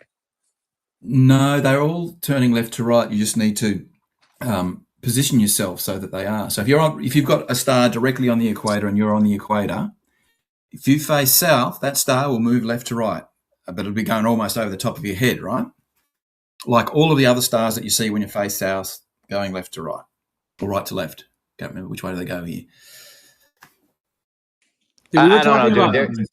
There's divergence and convergence. It's not just from the camera. There is divergence and convergence happening in star trails. If you were to just sit there and look at it and point at where the stars are, where you're pointing they would converge and diverge. So yeah, I mean, Daz, when you're talking about, it sounds like you're talking about an arc of like quote unquote left and right. If you're like looking south, the stars arcing over you, and so on. But I think what was being referenced is that if you were looking like where the stars are setting, and you're looking west on the equator, you know, when you're just looking west the whole time, the left to right or right to left thing, we're talking about like horizontally. So like the stars right of the equator, when you're looking west on the equator, stars to the right are going to be going from above your head. And then as they get to the equator, they're going to like veer off to the right, just like the sun does when the sun goes north of the equator. And then just like when the sun goes south of the equator, it starts arcing to the left. The stars all arc to the left too, because you have the two rotations, the northern and southern. So there's not two rotations, there's one rotation. I'm just saying I think what he was referencing, what I thought was that left and right, you know, at the horizon basically, and that divergence and convergence, you know, horizontally, not arcing over your head in that way. So if you were to take a non-wide angle lens at the equator and do a star trail, a whole bunch of small star trails. Dude, they have them with rectilinear lenses. They still diverge and converge. It's not the camera, dude. That is a prerequisite of your model to happen optically. You can't take a wide angle view of the whole. They've done it with rectilinear lenses. How can a fisheye lens be rectilinear? It can be linear, I suppose, but you still have the perspective distortion of transferring the star trails onto a plane, right? That's where this divergence comes from. It's not a physical divergence. It's a result of perspective. Yes, I know. Thank God we finally got there. Okay. Now, as the Glober would say, this is an optical thing. This is what I led with, by the way, 10 minutes ago. The Globers say this is just an optical thing and it's not actually converging and diverging. Yep. The point was, who are you to say what's actually happening and what's actually not happening? Okay, so I can give you an example here, Jeremy. If you lie on your back at the equator, will you notice any converging and diverging of the stars as they rise and set? If you tried, yes. If you were paying attention and yes, you could. That is incorrect. Yes. They have to, dude. Are you crazy? I don't know. I'm about to start to get insult. Gio, you could just take this over. I'm good. I mean, I would think the only reason why you notice is because of the star trails. I mean, if you think you could, you have to really pay attention and be there lying down for hours. Yeah, you would. So if you lie down, say at just after sunset, a star was rising in the east. If you lie down and watched it for the whole night, say it was 1 degree below direct vertical, you would see it rise 1 degree south of east. It would track an angle to you that it was always 1 degree off vertical until it set 1 degree south of west on the other side. When you're lying down, are you moving your head or something? Because you need to have your head still. You need to sit. You need to lie down still. Or you can track the star if you like, but you can lie down still if you wanted to. Yeah, you got to lie down still like the camera. You do what the camera's doing when we get the star trails, and there will be a convergence and divergence. And what I think, I don't think our eyes are that pristine to actually look at any minuscule diversion that it has. You would definitely have to catch it on camera to actually tell. You'd have to mark it. You could mark it. You could put markings up. What about if you got a theodolite? You know what I'm saying? Some guy's got a pole in front of you, and he's like, "Where do you see it? A little bit to the left, a little bit to the right." You can mark it physically with poles where you see them. Yeah, that would work. And you would get convergence and divergence. You have to on the globe because that's also forming an image if you're plotting that along the ground. Imagine if you pointed a theodolite at the star and track the angle, the azimuth and altitude or whatever it is. That angle would form a circle. It would be part of a plane, a rotating point in the sky. Okay, so your argument is we wouldn't actually see it with our eyes? An image, you wouldn't notice it if you were just lying there. This is demonstrable demand from your model, the globe model, that you would see this divergence and convergence.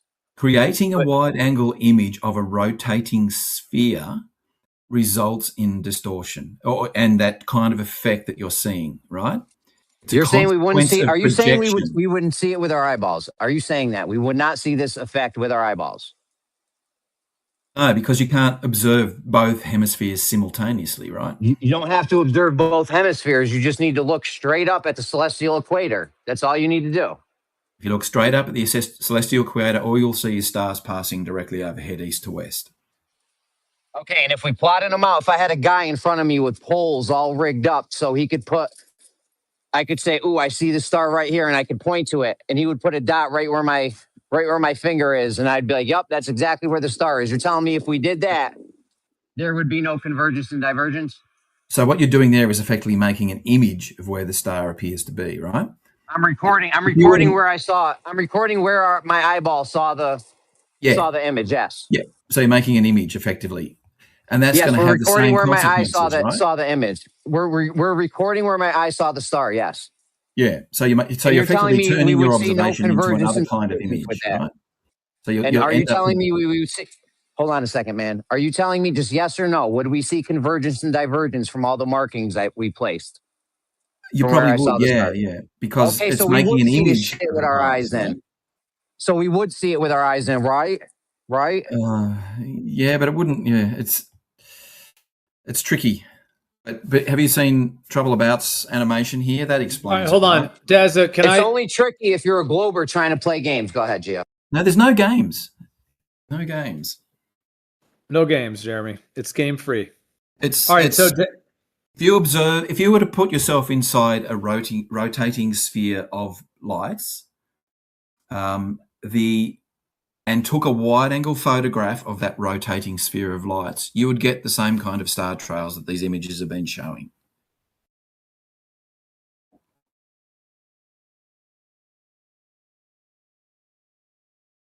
Even though you know that you have a rotating sphere of points, you would get exactly the same effect.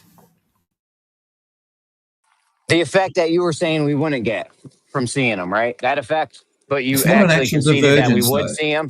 We actually would see them now, right? Did you concede to that or no? Are you just going to keep going on? So never having come to any conclusions, no concessions ever, nothing. We're just going to keep going like nothing happened? Images show a divergence. There is no divergence of the stars, though.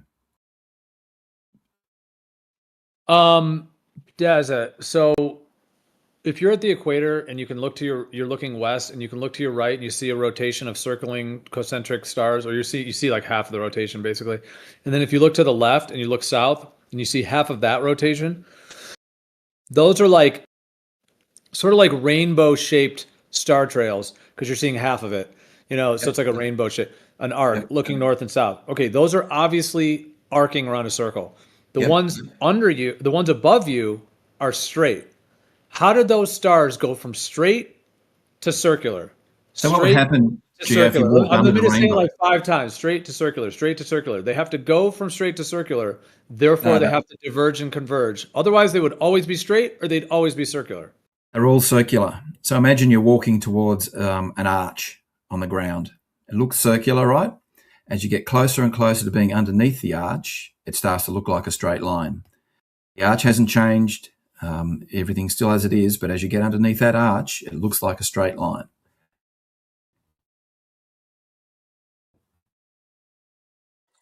What's that got to do? I don't know. That is physically what is Gio, happening, right? The stars are getting Gio, you closer got to to respond to you. that, Gio. Jeremy's about to shoot up a school over here, so maybe I shouldn't say that as a joke. Bad joke, bad joke. Just joking. That was for entertainment purposes only. I would like to jump in here if I may. I Go. don't talk here very often, but so if I take my DSLR and point at a specific star on the equatorial plane, now I'm at 46 north, so it's going to be, you know, slanted, obviously.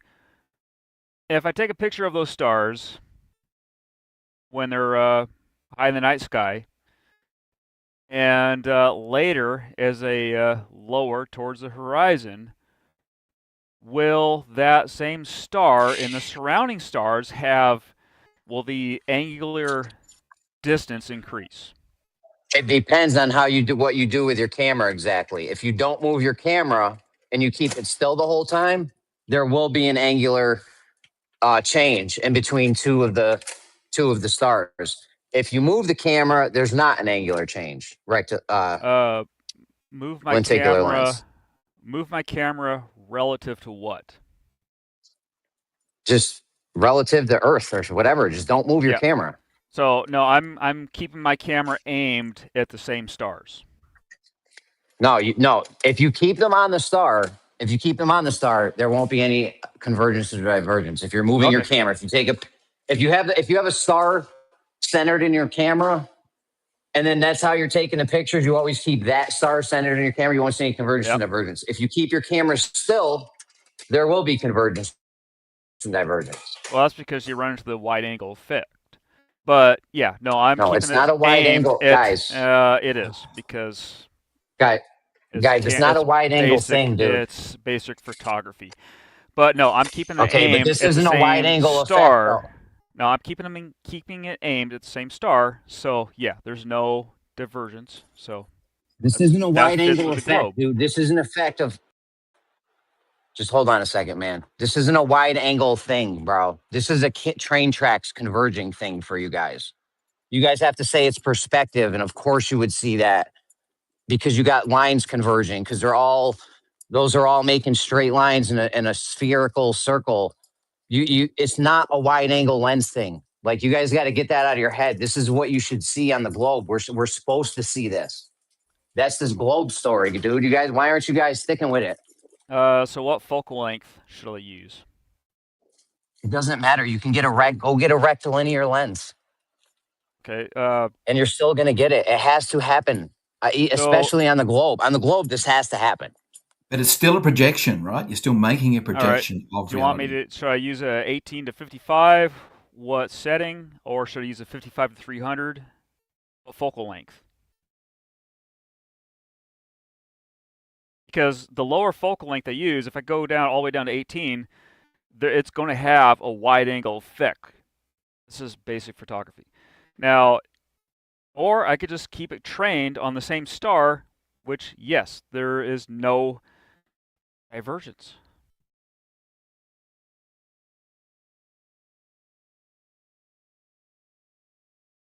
Can zoom in on those same stars with an increased focal length, and that's going to highly reduce the wide angle effect.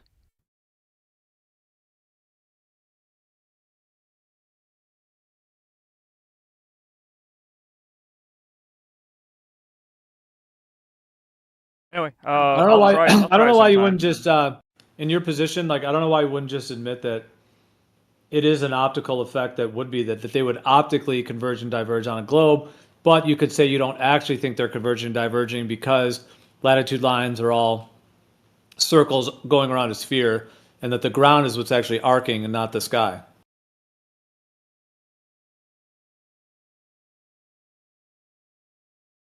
But the problem is, if they are diverging and converging, why doesn't that become apparent if the camera is focused and tracking a single star? Because it's an optical. You guys claim it's an optical illusion, and they're not actually doing that. That's why. Yeah, It's perspective. You guys claim it's perspective. But you're claiming it is happening, so where's the patch of sky where there's no stars, where they've diverged away from each other? Yeah, there isn't I any. know. My point would be, my point is, wide-angle I lens. said 20 minutes ago, my point I made 20 minutes ago was, how do you know what's actually happening? You guys are just saying this is an illusion and this isn't. Like, who are you to say? Why are you guys the one to say? Because some of us know more about cameras. If you fix It's the camera, not a camera on the thing, horizon, dude. Oh my God, bro. if you aim at the horizon and you're getting star trails over a long exposure, yes, you're going to get a divergence. It's not a camera thing. Your model demands you see this with your own eyes because it's perspective. This is perspective. Dude, your model demands you see this, bro. No, it doesn't. It does. It Well, what does your 100% model does. demand? This is an optical effect of your model. What does your model demand? Because the stars are going for around rotation? latitude lines. Because the stars are going around latitude lines and they're getting farther away from you as you rotate back. They're not. But they're not, though. Well, technically not a distance that is... Definitely are. As you rotate backwards on the globe, the stars in front of you are getting farther away. That's a fact. Well, I mean, okay, so... You guys don't know. All right. Some guys in here that know the globe. Okay, no, yeah, We gotta get some guys in here that know the globe, all right, hold on a dude. second. Come on, man. Okay, no, they are getting closer and farther away by a factor of maybe 1,000 or 4,000 miles versus several light years. But that is basically nothing.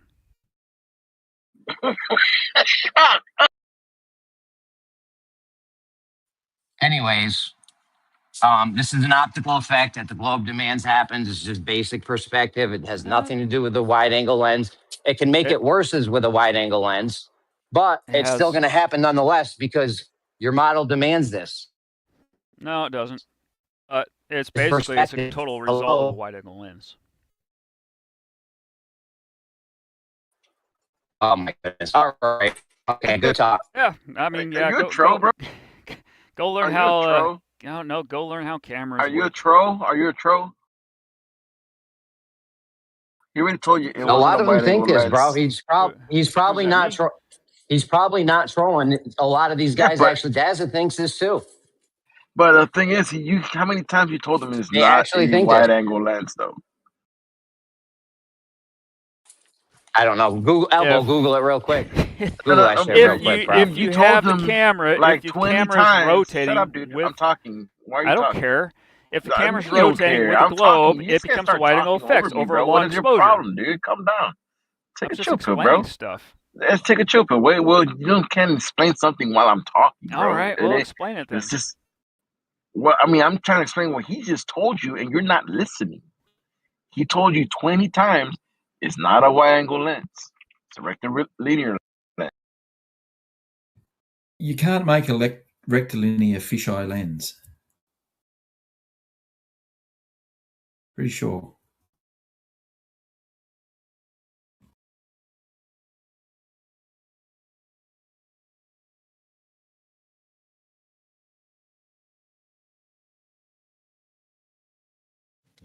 Well, I don't know much about cameras and lenses and that type of stuff, but if you look at two stars in the sky with your own eyes and measure their angular distance, that angular distance doesn't change.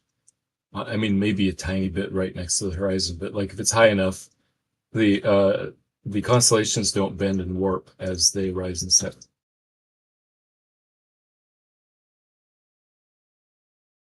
Well, you might just claim the Earth is what's bending and warping because you're moving across a curved surface. So it's just like transplanting what the sky is doing with an assumption of the ground. Physically Yeah, but they're not bending and warping. Let me just read this shit real quick, bro. I'm reading this real quick. Hold on, man. Give me 1 second. This is just from AI, but this is the steel man of the globe. No, the converging and diverging effect is an optical illusion caused by the perspective of stars moving from the horizon narrow field of view toward the zenith, directly overhead, appearing as a wide swath and back down again. Like, this is supposed to happen. This is an optical thing that is supposed to happen on the globe.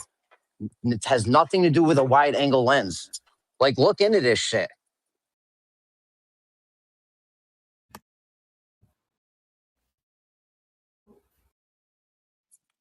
You guys never even heard of this shit before, and you're trying to debate us on it. So, Jeremy, going back to what Matthew was saying, if you were to watch 3 stars at as they rose and measure the angle between them from your observer's point of view on the equator, and say they were 5 degrees apart, one on the equator, one 5 north and one 5 south, at any point during the night, you would measure the same angular separation.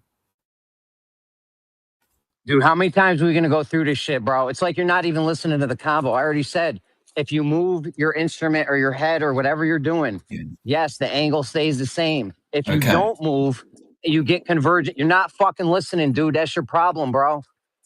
Why would you talk just there? If you don't move your head, you get the convergence and divergence, not having anything to do with a wide angle lens. That is what optically would happen on a globe. It has We're to. claiming it doesn't. Yeah. So the angles don't change in reality, you can't but the steal man. projected You can't. image does Okay, show hold on. Can I divergence. respond to that? Or you're claiming that it doesn't. You're not steel manning the globe. Then, like, this does no good for anyone in this room because you're just making up some other shit, and this isn't even a globe thing anymore. What are we on now? So you just agree that the angles don't change, right? If we were to measure the angles, are we on the same page there? I've said this the whole time, dude. I've been saying that the whole time, bro. Okay. Like, what? You're not following the convo? Like, I don't know, man. So that means if the angles don't change, then the divergence and convergence is a consequence of making the image, which is a consequence of the lens and perspective. Bro, it's got nothing to do with the lens, dude. Give it up with the lens, bro. That's how you have to see it on a globe. You would have to see it like that. Yeah, it's a consequence of forming an image, not the consequence of the geometry. I know you guys are saying it's an optical effect. I know, bro. I've been saying the same thing the whole time. You've been fighting me the whole time. And I feel like now you're trying to say the same shit I've been saying in different words. Yeah, so what I'm trying to say is the convergence and divergence is an artifact of creating an image. It doesn't actually happen in reality. That actually that is an actual optical effect in reality. That is a real. Go ahead, Gio. What Jeremy posted said an optical illusion caused by perspective. Yeah, bro. Like, this shit is not, and has nothing to do with an image. It's just what you see, dude. It's perspective. Nothing to do with a wide angle lens.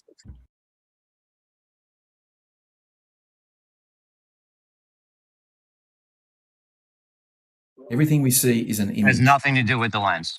Nothing to do with the lens at all. It's just perspective. This is different than the train tracks, but in the idea of the train tracks, it doesn't matter if you look at it with your naked eye. It doesn't matter if you're 5 years old, 100 years old. If you use a camera, any type of camera, they're still going to look like they're converging. So it's not about the lens. Same with these stars. I'm not saying the stars are the exact same thing as the train tracks necessarily, although the globe does sort of describe it as that in a way. I mean, that is part of the perspective part of it. But yeah, it has literally nothing to do with the camera. It's just how it's observed. So in every image where those stars are supposedly, converging, what type of picture is that, and where is the camera focused, centered on?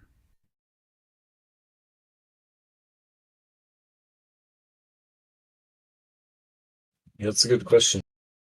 Is it a we Globers are claiming that no matter what it looks like on the image or the camera or the lens or whatever, 2 stars never converge. They always have the same angular distance. I know. We went through that a long time ago. That was what I actually led with that. The Globers claim they're not actually converging and diverging. It's only optical. That's what I led with like 20 minutes ago. So it's so they're all long exposure pictures while the camera remains fixed on the horizon. Is that correct? Some of them, there's different ones. Some of them are like optical. Some of them are There are pictures, right? Long exposure pictures.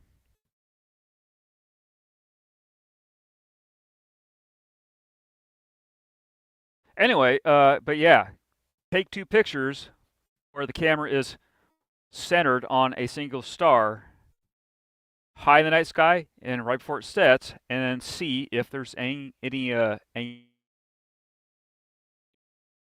can't talk right now. you broke up. Any angular change in size between the stars. That's what I'm trying to say. I can't talk right now.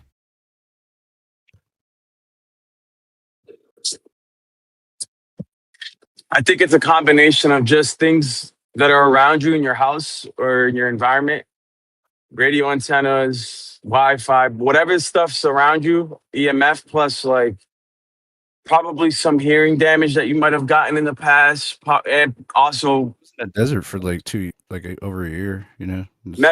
metal poisoning.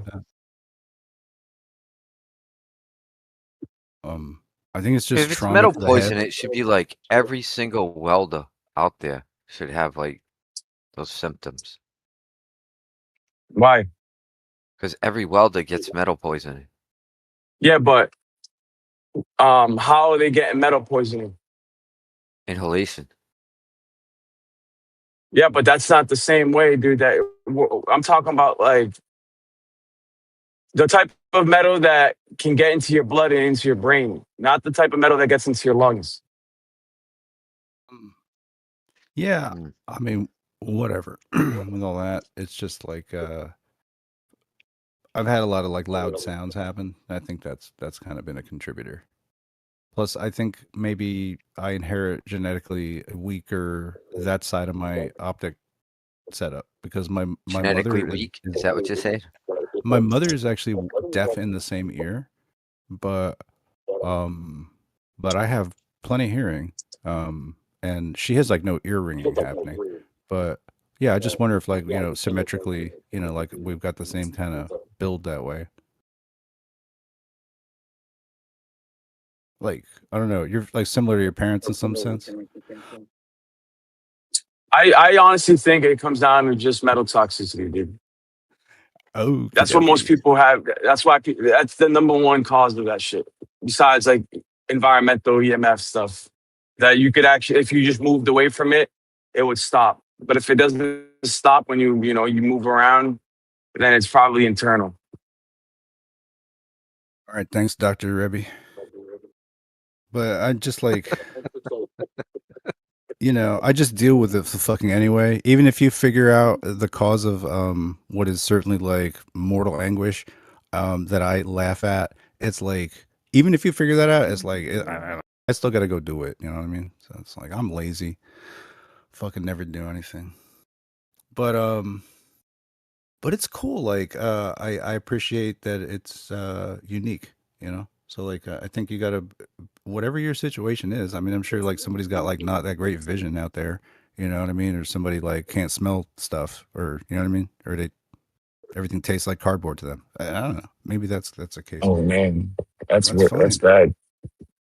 You know, go on the hot wing show. You can't taste anything. You know what I mean? That's your superpower. You know. I like to think I'm tapped into something like a high frequency because it's like actually occurring, even if it's not something I'm actually hearing the sound of, because I hear it. It's like I am generating, it's like I'm actually generating a clock signal, if you like it doesn't vary either. It's the same all the time, what it's based on. So I Yeah, don't know but if that the like helps pulse me to, sorry, go ahead. snacks, it's more like a pulse, like a heartbeat. No, it's a So constant sine wave tone. yeah, but it's going on and off. It's going harder and fast. That's what I'm hearing. It's a pulse, just like a heartbeat. Hard and faster. Yeah, hard and fast. Yeah. I mean, that's a mouthful, but yeah, it's that's what we were talking about. It's just It's a thing. I mean, I guess it's been difficult to deal with like trailing off on certain topics because like I have this, it's difficult to concentrate. So I think certainly that's why I want to drink more coffee is so that I have like a better well just like a higher amount of get her done up in the brain. You need a little horsepower to Get her chug through Yeah, the done. sound. clear the brain. You need to settle it a little bit. Hmm. Yeah, hard and fast, and it's just like I trail off on topics sometimes where it's just I have to have that kind of muscle memory to get back there, really, and so that's really, I guess, been helpful in trying to train that. Maybe that's made some brain areas stronger ish in other parts. And so Do you I wake up just in the try to treat morning it and like it's. just I you don't want to just look at it smoke? as a curse though, because that leads me to like bad, unproductive thinking styles. You hit the So we'll joint just hard and pretend it's a fast. blessing, even if it isn't. Go ahead. You hit the joint hard and fast. Uh, Often, repeatedly, just pound it as fast as possible until just run out, until it gives up. Uh, it's like no more. You just let the ash pile up until it falls off. It's like half the freaking joint.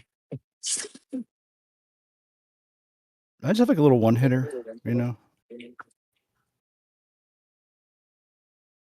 Oh man, dude. Yeah, because I'm economical.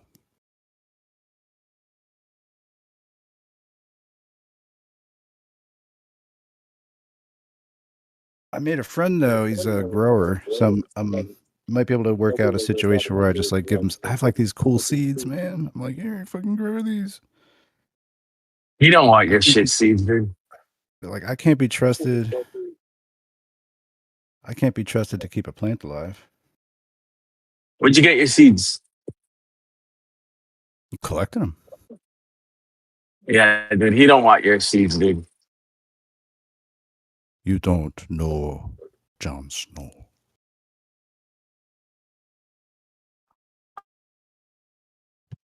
Unless they're guaranteed feminized, bro, and like from specific breeder, dude. That's how you like your shit feminized, right? Like your music taste. That's funny. That was a dig. That was a not so subtle dig. Excuse me. Got him. I'm joking.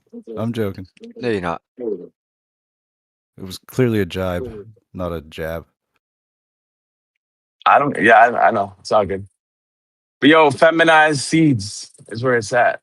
If you can't guarantee that, then I mean, why are you gonna grow like some Can't shit that might guarantee end up that, being a but you would male? have to know that there's a special chemical that does guarantee that shit. But you would have to know that. You have to be knowledgeable.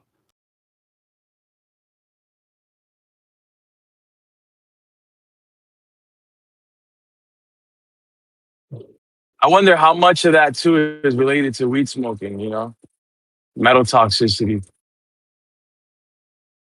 Because there's like certain metals, like the type of welding when you're welding, like how fine are those particles, the metal particles? Fumes. They're in the fume state. Because I know they get aerosolized or not aerosolized, but they float around in the air, dude. The metal's heavy, Oh, so you don't it get the tends to. aluminum out either. Breathing in that aluminum, it turns into like a powder, like a floating powder. I It used just to like like travels through as the a air. kid, It gets like in your eyes, and you get used it to play like around with a how you. propane torch, acetylene gas torches. I used to like to melt change, quarters, dimes, nickels, all kinds of stuff. A block of aluminum one time. Yeah, so I probably don't have any metal damage from inhaling metals as a kid. Mm, There I it mean, the is. types that I have in my mouth, you know what I mean? Like that's probably not a thing either. So Oh, that too, yeah. yeah, or maybe I it's the got fillings vaccine. though. I Like how got about I I got just have amalgam fucking ear fillings. damage? Like I just have ear damage. It's Yo, I fine. never I thought don't need about to. that, dude. Maybe yeah, it's probably my fillings too. Yeah, dude. Just rips your teeth out. Oh, easy. Nah, you need your Yeah. teeth. You just get fake teeth, bro. That's what I'm gonna do in a few more years. I think I'm just The gonna thing get is, those. Then like they plant the the holder inside your gum, and then you just like push a tooth in, snap it. It's like, dude, that'd be so much more convenient. If you wait too long, it won't. I don't know if you'll be able to get it done without going through like some invasive surgery because your jaw starts to like disappear. Where the That's your teeth health. actually, where you drill your It's your tooth health in, if where you you put have your like, tooth in, yeah, it's right into your jawbone. Yeah, and yeah, it's that like part you of the have jaw like, starts to like disappear. yeah. So if you have like bad health or like some type of degenerative disease, then yeah, it'd probably be a problem. But I would think for most people they'd be fine. No, Structure. it's a problem when you're a smoker because those implants won't stick when you're a smoker. They'll fall out after a few years. What? I know smoke is with it though. If you take out Yeah, but your that's what teeth, my your dentist said. face. He said, Chris, you need to stop smoking, otherwise those things ain't gonna stick in your mouth.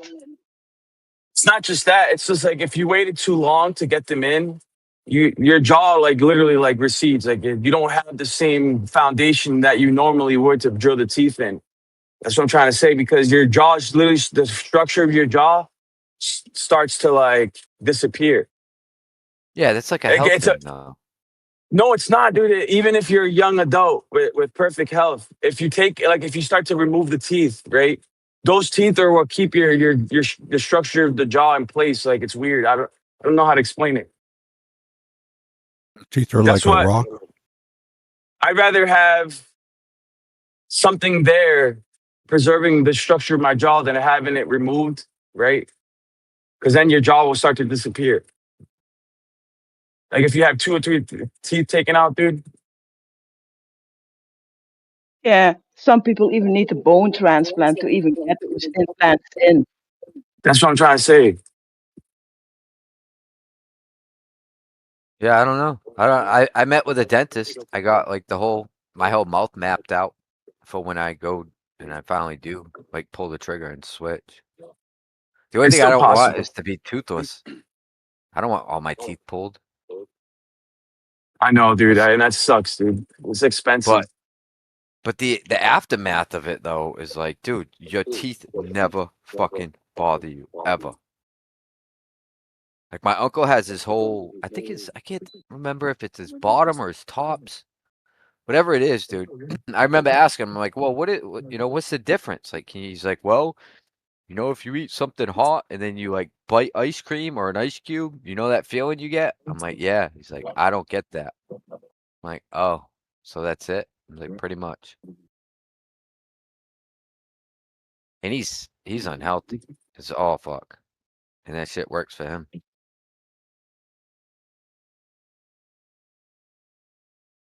It just seems so appealing. People, they just want to pull a teeth as soon as they feel like it's hurting them or it's infected, it's got a cavity. Just pull it, right? But there's consequences that comes when you're missing teeth, dude. Like it's their whole facial structure starts to change, literally. Yeah, I don't know. I'm not too worried about that. I'm doing it more for a convenience thing. Yeah, I see. I feel you. You reach a point, you're like, I don't care how I look. I just want it's for utility.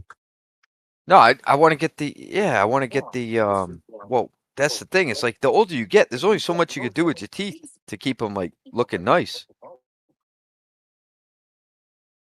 You can brush them as much as you want, but like over time, they start to break down. Yeah, that's Like you true. don't have that. And if you whiten them too many times, I learned that the hard way. But it's like fixing those fake teeth, bro. It's just fucking trip to the dentist. They just buff them up and you're back on you're back to where you started.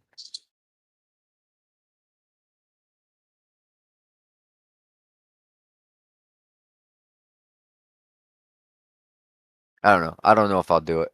I've thought about it a lot though. $2,000 a tooth, right? Some shit. Well, it depends where you go. But yeah, that's probably the average in the States. It's like I would say something like 40 something thousand to do your tops and bottoms. But you can go overseas and get everything done for like 20 grand. That's what my uncle did. He went down south to South America.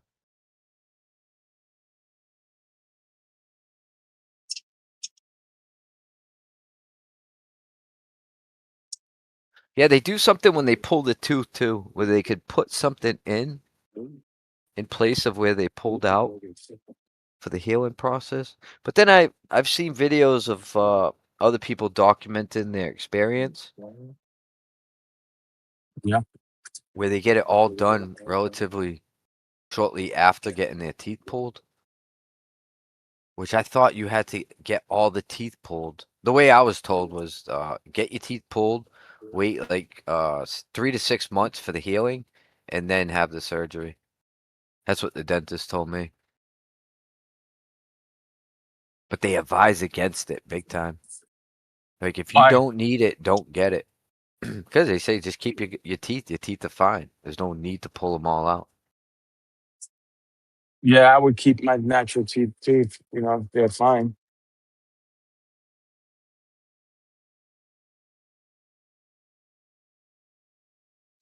I Yeah, had if you're blessed with good tooth, keep them, Rigger, because I've been blessed with bad tooth since I was a kid.